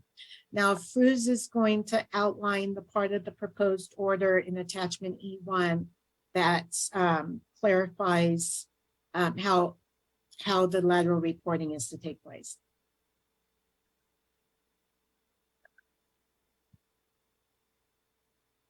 Fruz, you're up. Yes. Okay, good. I just want to trying make sure you heard us. And that's fine if you're still looking for it. I'm still looking, and I know we have included a line, but it's not under the lateral reporting. That's why I was talking to Andy to make sure that we should add that under the annual reporting. It might be under category 1 spill reporting that we had that clarification. I've looked at this order so many times that sometimes I mix up the sections. Okay, and I'm looking for it also. And Fruz, it's in the section of, right here, I'm finding it, of lateral reporting. And so I'm finding it, it's past 3.9. And we keep going, and this is a very long attachment. Okay. Here, Okay, so we have several areas that we're addressing this. In the new section 3.7 of the proposed order, there's the monthly certification of no spills or category 4 spills only. So that's one area where that's category 4. Okay. Any other staff, if you've identified it, please jump in so we don't have everyone waiting.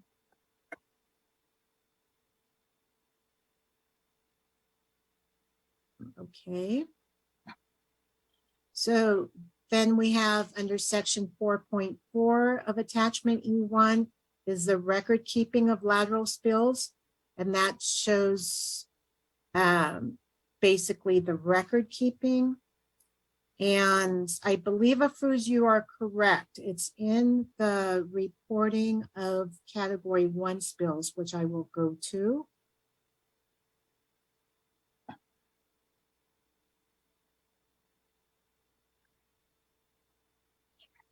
And thank you for your patience here.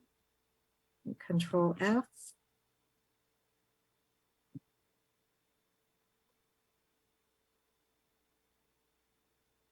Okay, so when we look at section 3.1 in attachment E1, let me see where that is.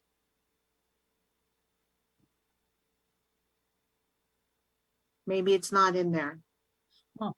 So if there's another staff, I really need you to respond to this because I'm not able to respond. Where we have the clarification that any volume of spill, even from a lateral that reaches surface water, is a category 1.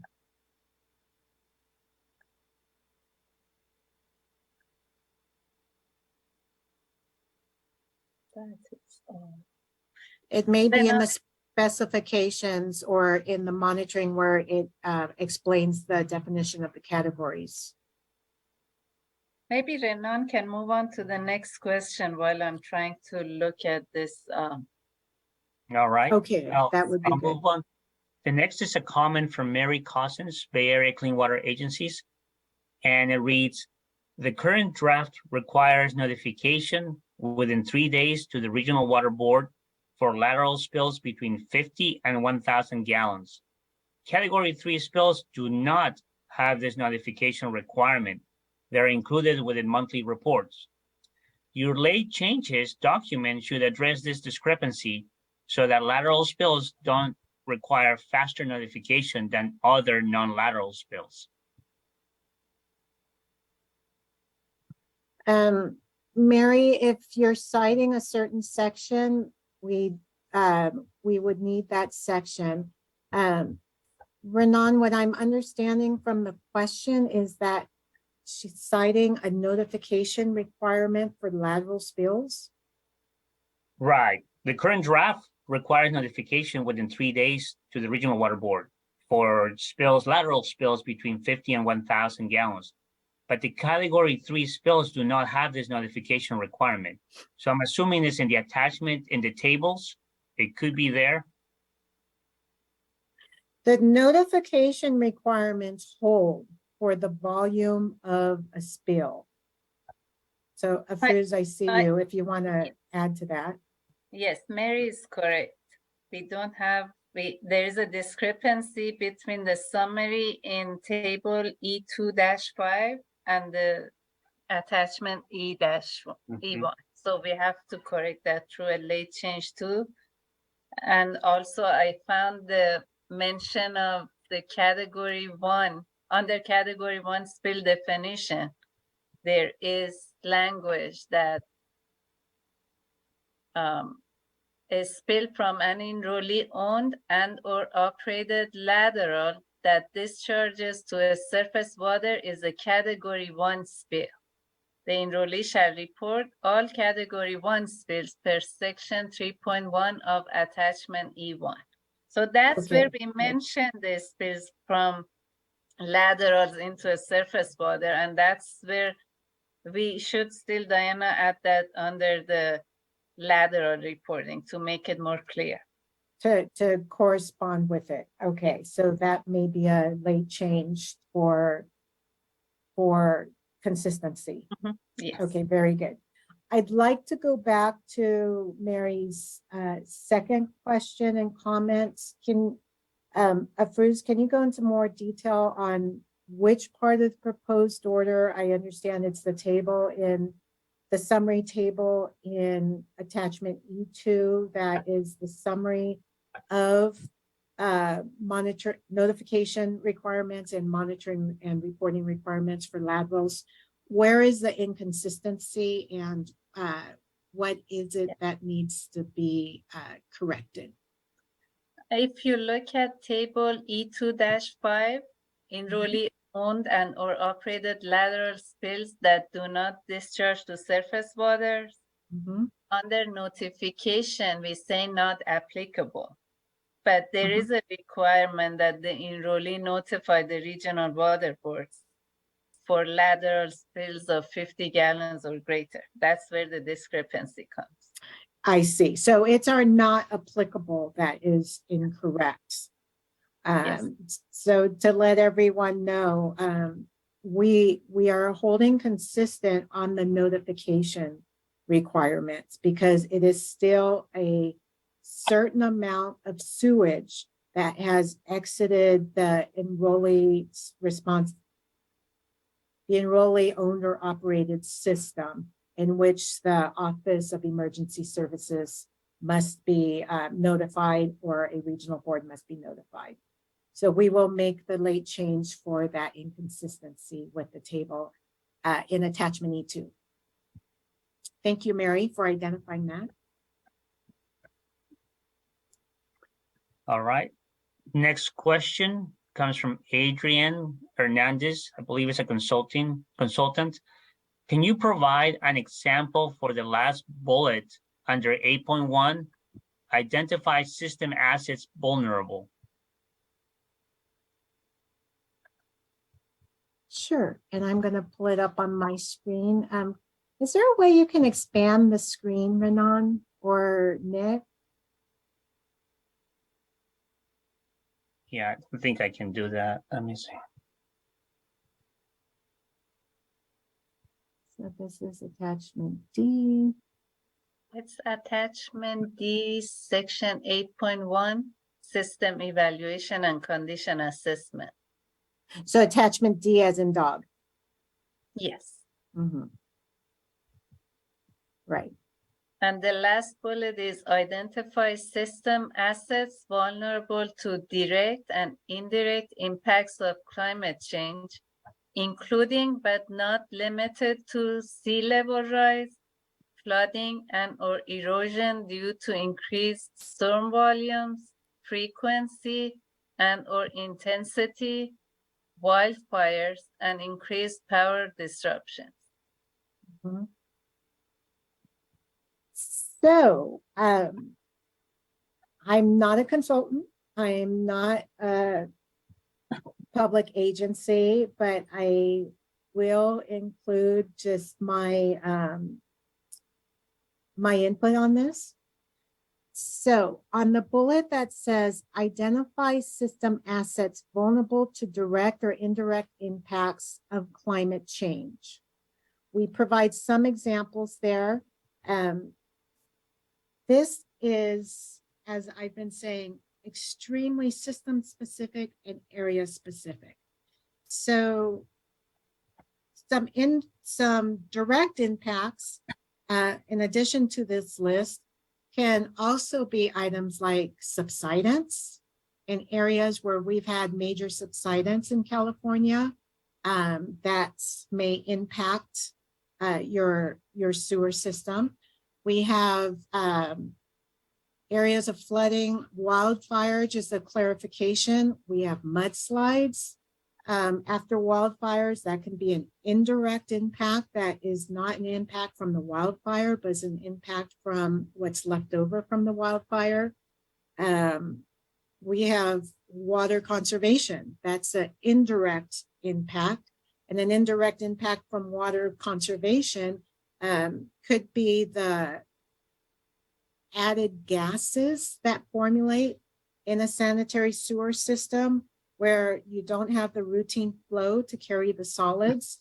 In the pipeline, the solids may settle, and there is been more examination on secondary treatment of the solids, so the biological treatment of the solids that may actually be taking place in a sewer line, or based on the reduction of the hydraulic flow that carries the solids.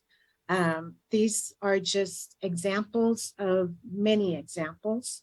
Other impacts that may not be climate change related could be if you're in a zone that has experienced earthquakes, even low level earthquakes, is there impact on the sewer system? That's a non-climate change. But there's a vast amount of variation when it comes to direct and indirect impacts of climate change. There's one area also that may not be so clear to us here in California. With sea level rise, we do have changes in both the elevation of our delta, the elevation of our lagoons, as well as the changing hydraulically connected elevation of our groundwater, and then also indirect impacts from our projects that we have to minimize saltwater intrusion. Those projects in and of itself can change the groundwater levels around sewer systems. So that's just kind of some examples, and there's many more.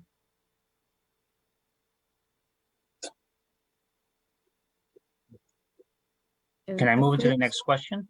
Great. I want to remind any of our staff team, if you want to add to any of these responses, just turn on your video. All right.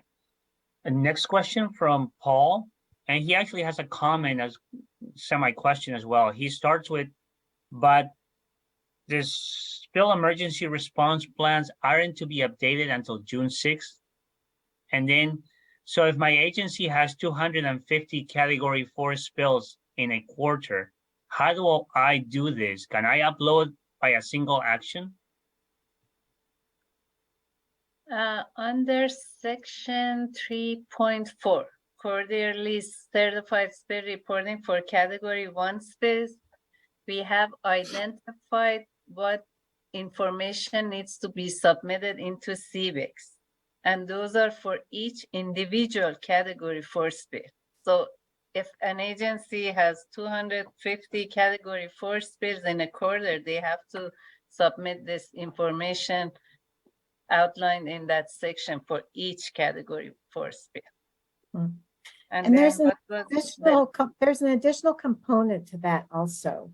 And I see Walter turning on the video too. So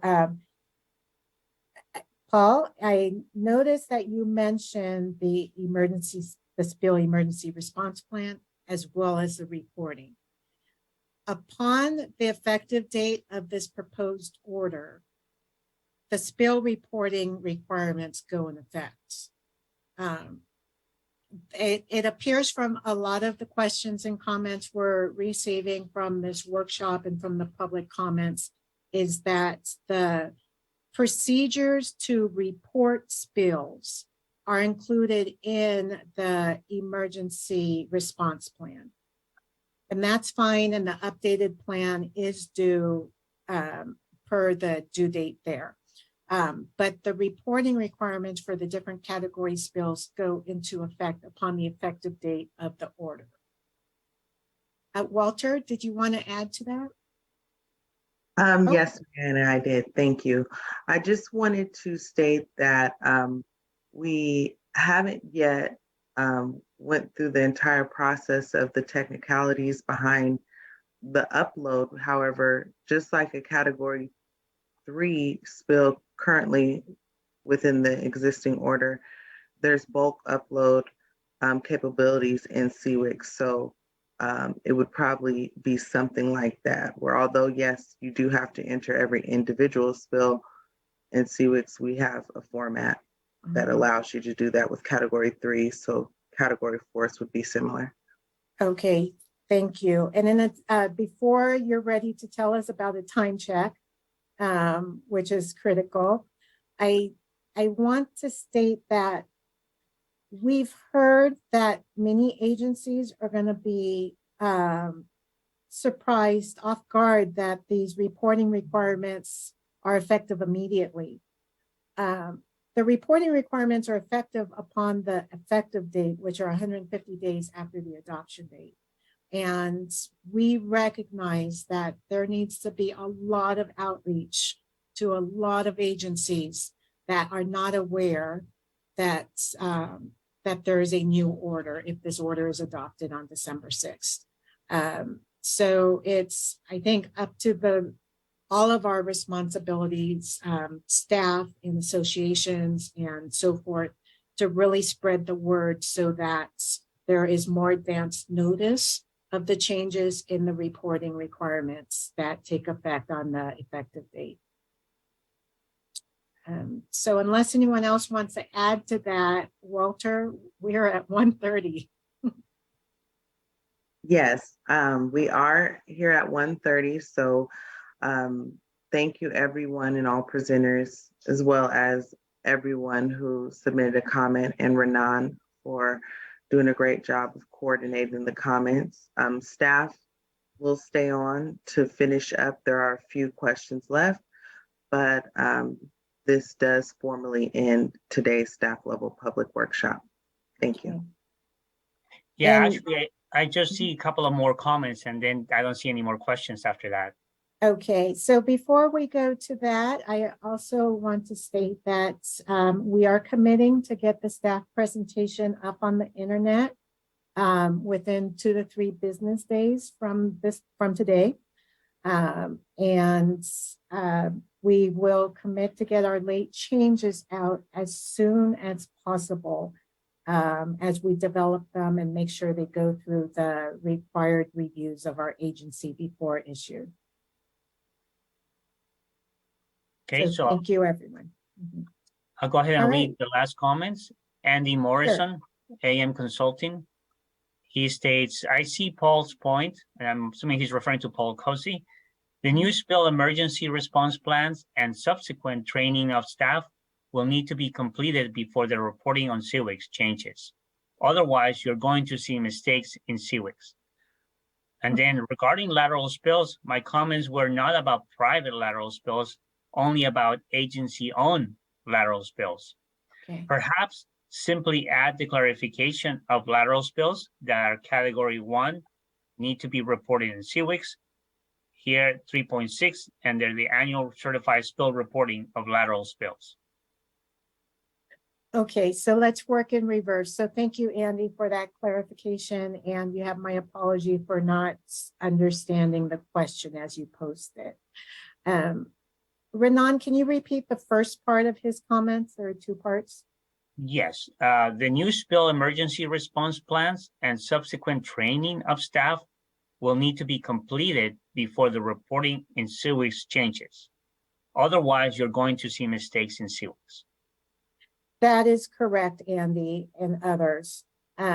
This falls under the training requirements in the proposed order. The training requirements for applicable personnel and contractors to be trained accordingly to comply with the proposed order. So that would be a training element that the adopted order in whatever form, once it's adopted, the training should start for the required activities upon the effective date. And I think I can rephrase his question or his comment on the second portion. He's Okay. saying that under 3.6, where we have annual certified spill reporting of laterals, maybe we can clarify that section by indicating at this point the clarification that lateral spills that are category 1 need to be reported in CWICs. Yes.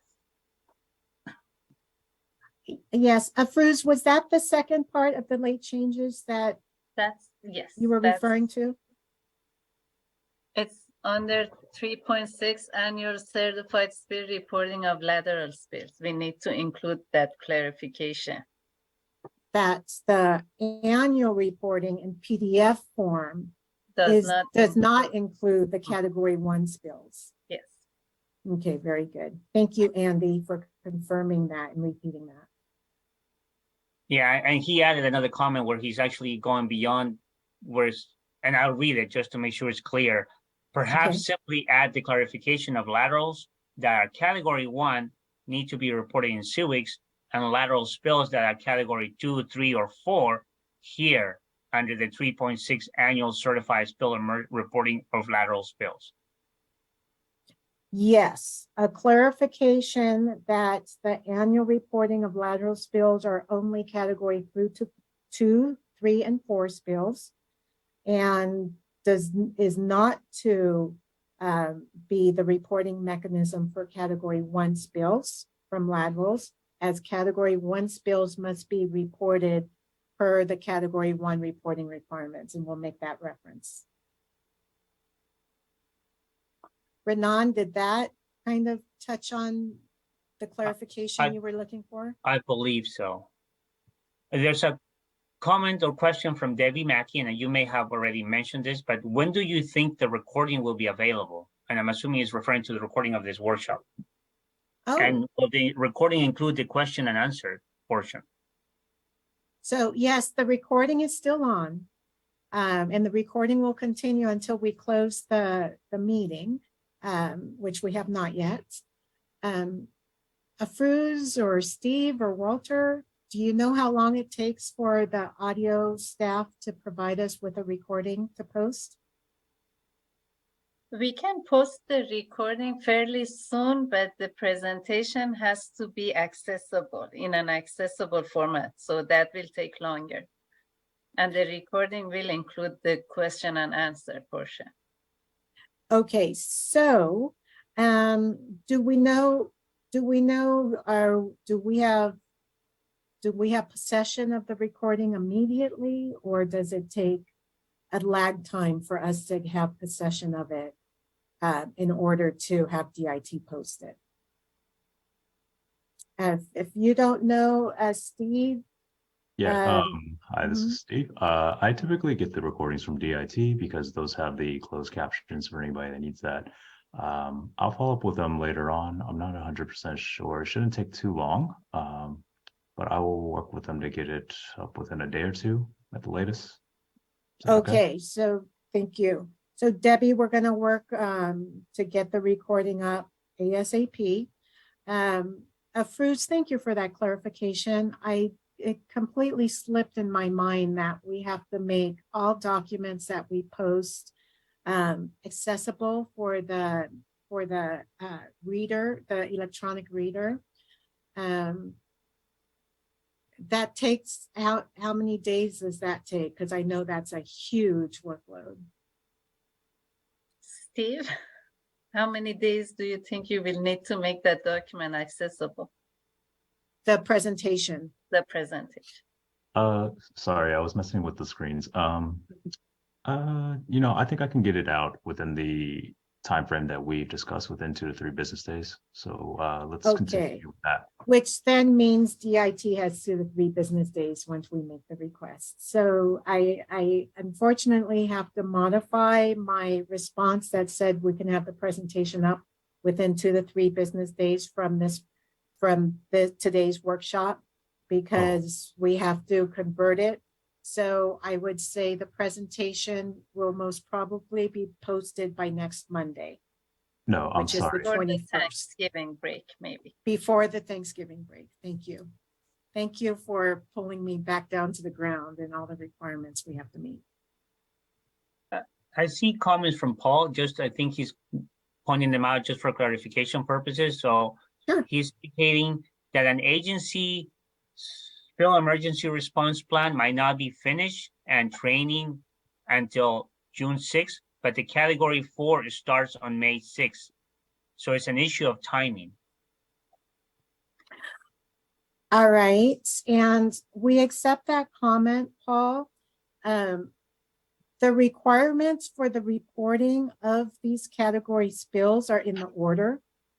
And if the order is adopted as is and the reporting requirements do become effective in May of 2023, then it is critical that either the legally responsible official or someone from that, from the enrollee reads the order and follows the requirements of the order even before it is incorporated in the emergency response plan.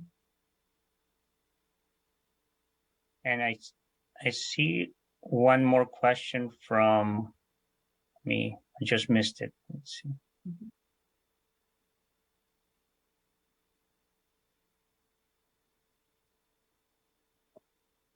Where did it go?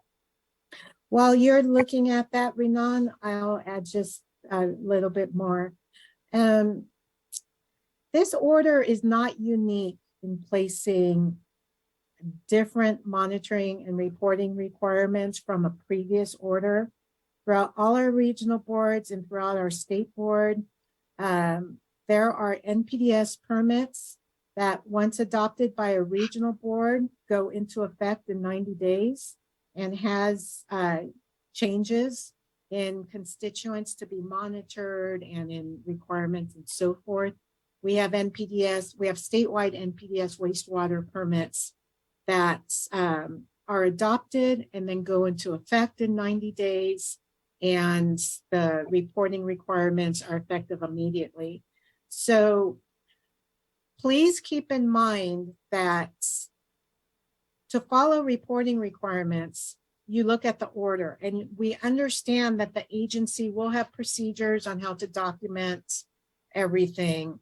But we as staff do not foresee that more than 150 days is needed to understand the reporting requirements and to implement them. But then again, if you have a different viewpoint and you have comments, please make sure, or we suggest you provide those comments directly to the State Water Board during the meeting.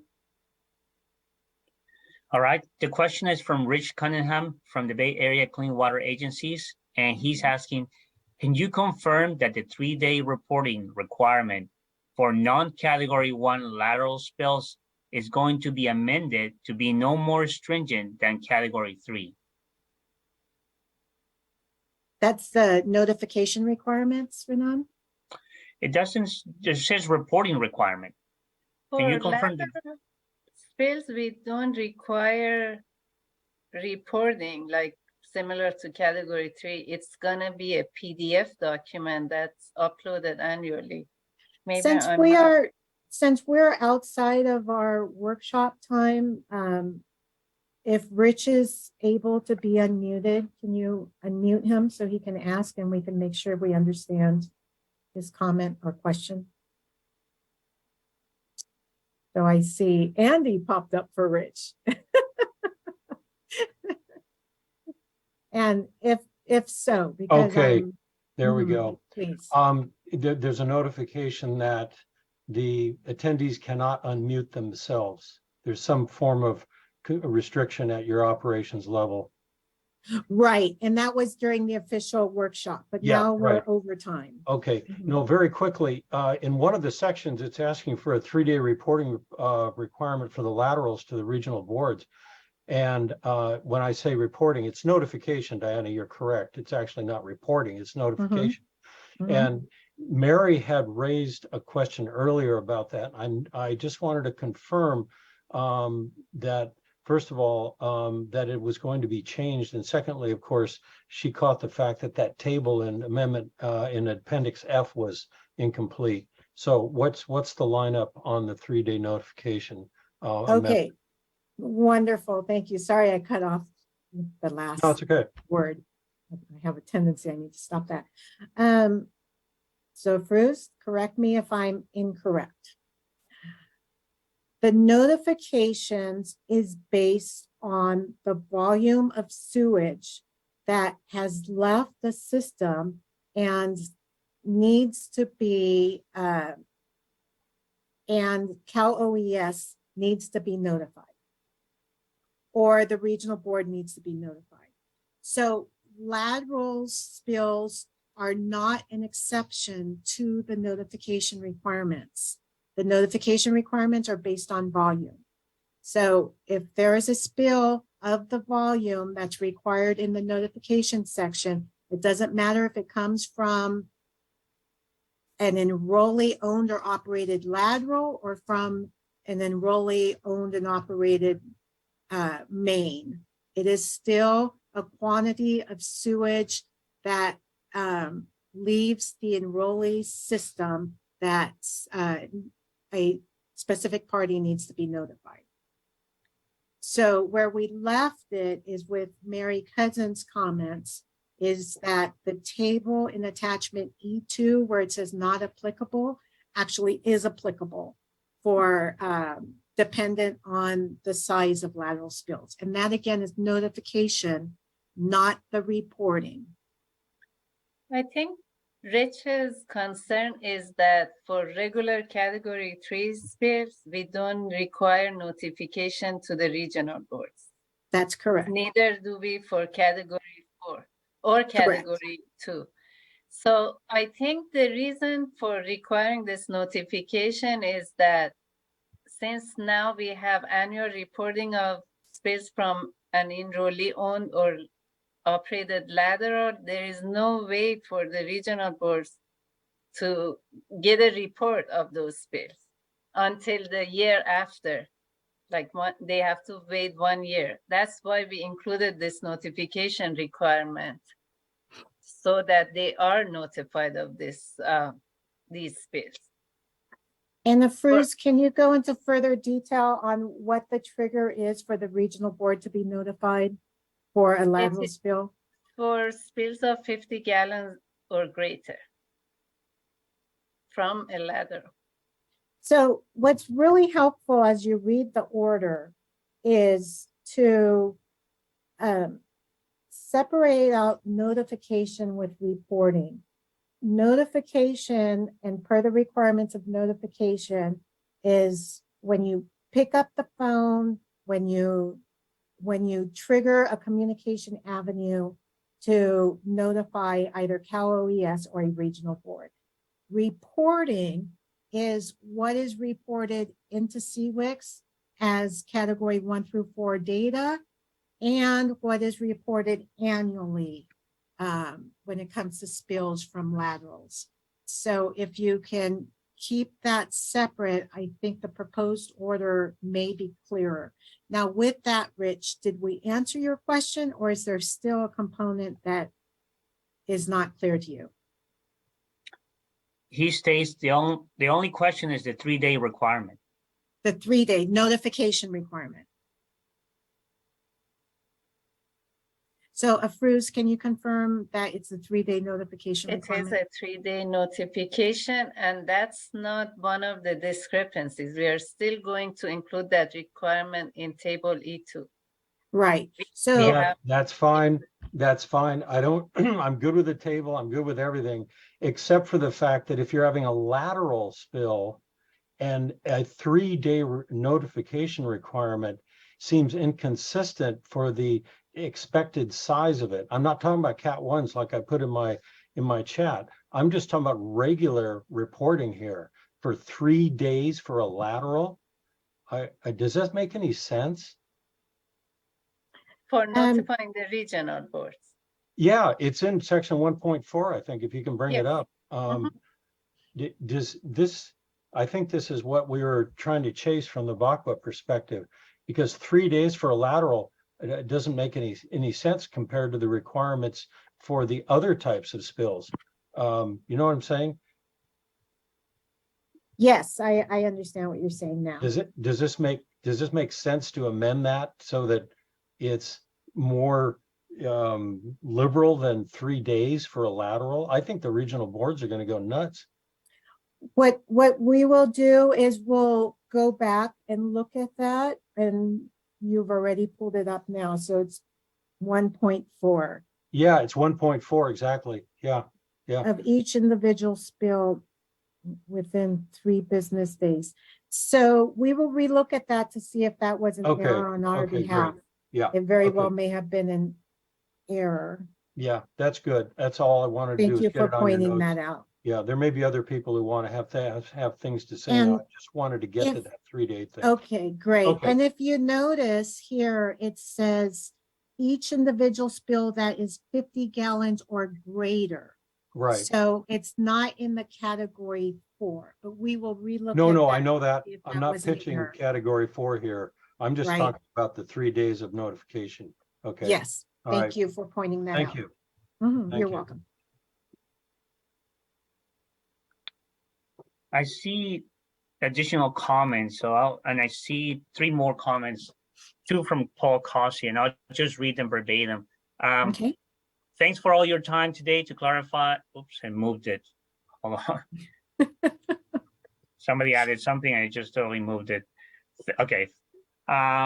Thanks for all of your time today to clarify and review all of the issues in the past several hours. Excellent job. First, category 4 reporting in June. So he's trying to get confirmation that the first category 4 reporting will be in June. And then his second comment is, enrollee staff must report a no spill or category 4 monthly following in a category 4. So those are the 2 comments I see. Can you Not- repeat that?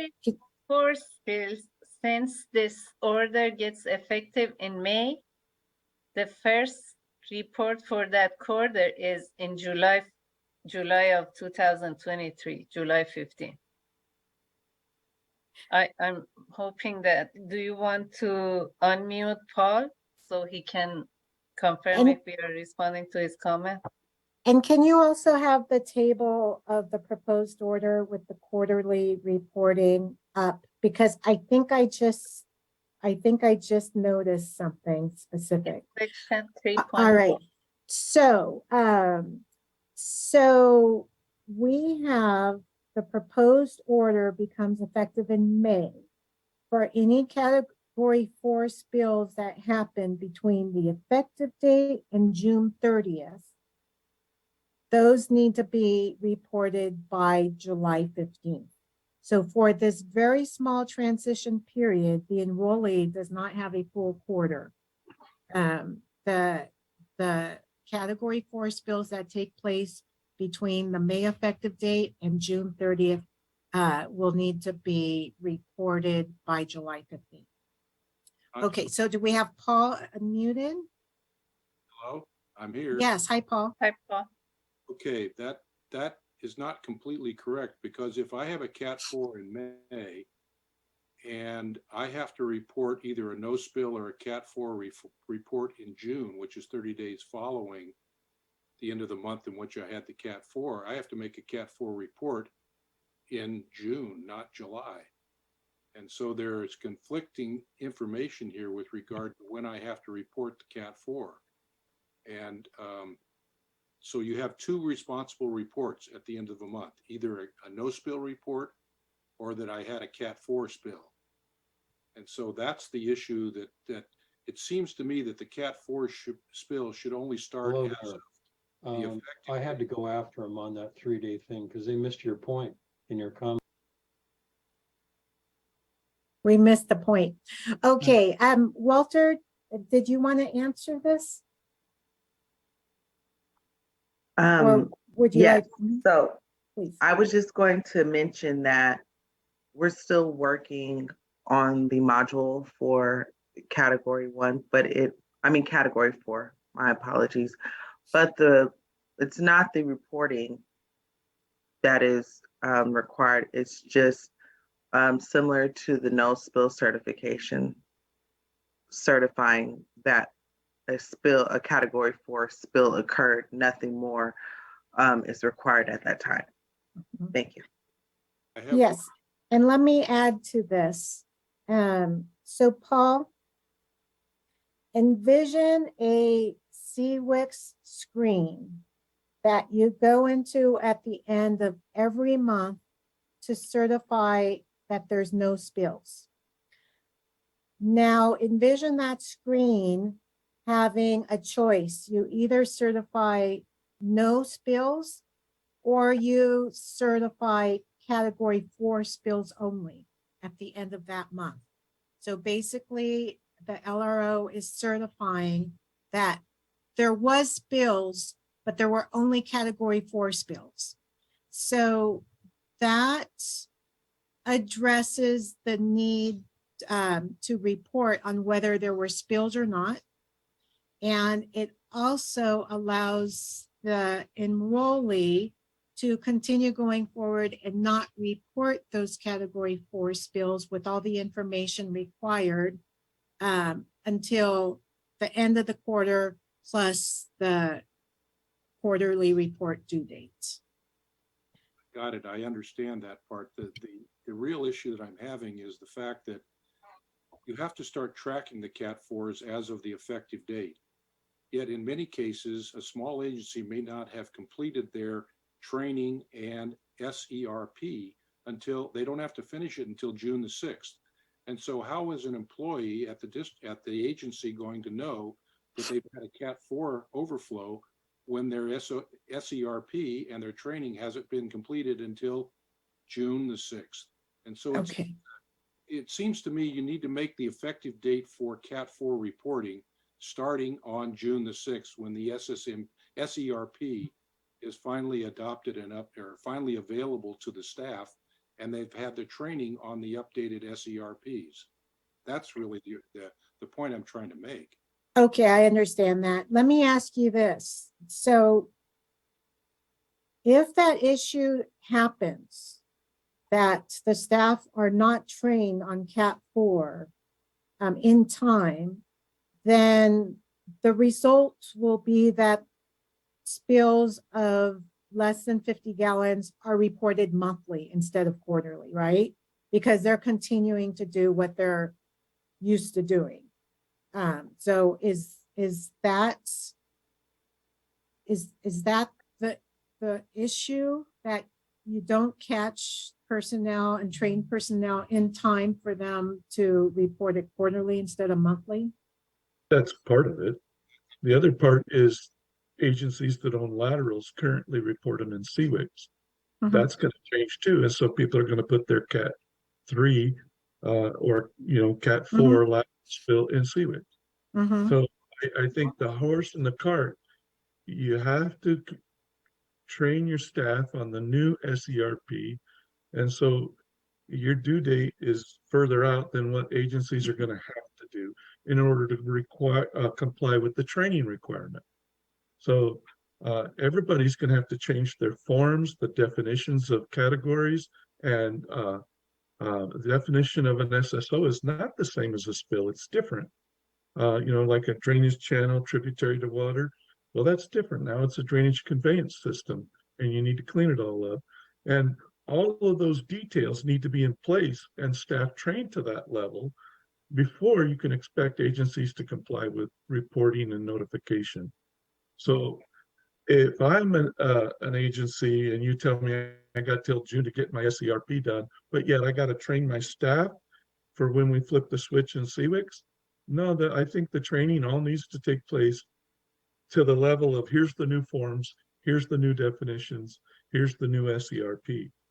Otherwise, you're going to have misses in CWICs and people are they're going to make mistakes. And I don't think that's your desired outcome. Okay, so thank you for allowing me to squeeze more information out of you.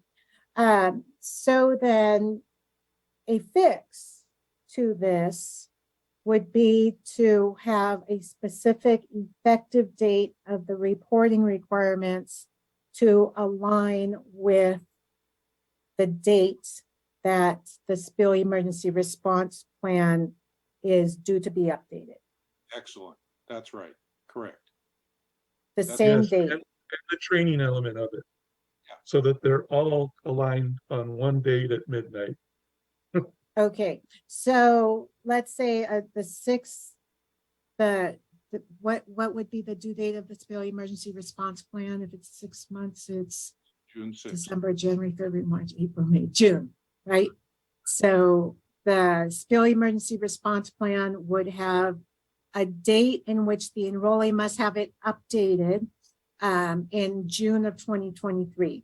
So a fix to this time discrepancy would be for the effective date of the new reporting requirements to be to coincide with the same June 2023 date of the spill emergency response plan. Got that. Okay. That is a late revision that we can look at since there is an administrative oversight when it comes to the actual reporting of the spills and the emergency response plan update. Thank you, Diana. You're welcome. I just want to ask, would that be enough time? Because the 6 months from the adoption is for the spill emergency response plan to be updated.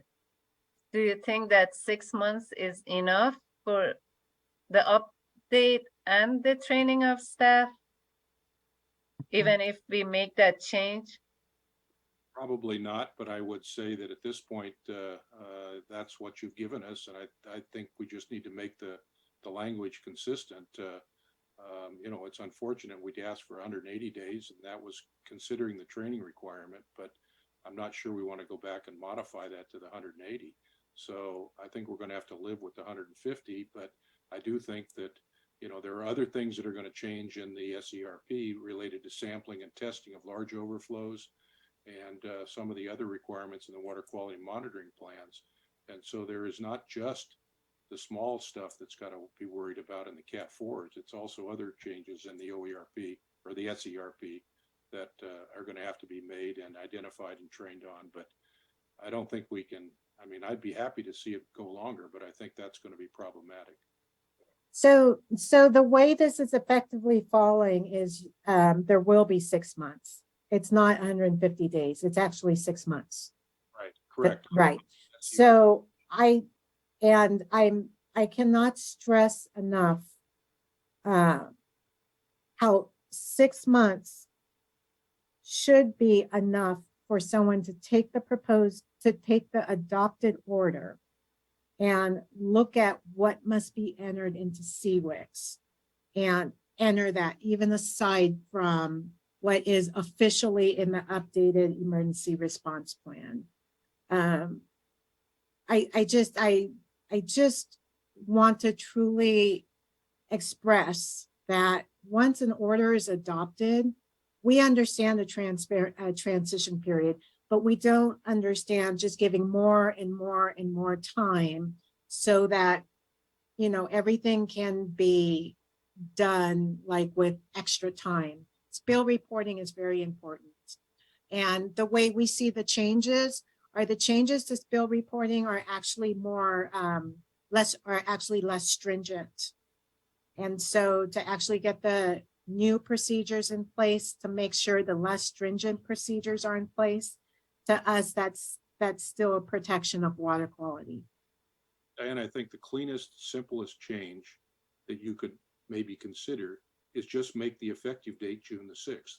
Then everything goes into effect on the same date, as opposed to having interim dates of May the 5th and June the 6th on some portions of everything.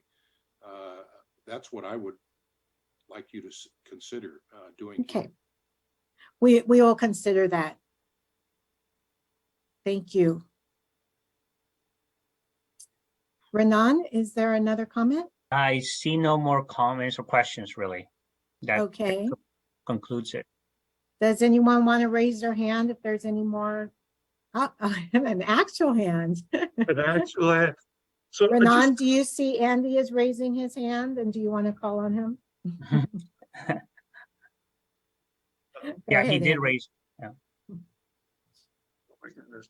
So at the risk of beating a dead horse, for point of clarification, in the laterals, the section where you talk about you know, annual lateral reporting, is just add one bullet that says category 1 lateral spills need to be reported in SWRCB, and maybe a second bullet that says category 2, 3, and 4 lateral spills are only reported in the annual report, and just make it Yes.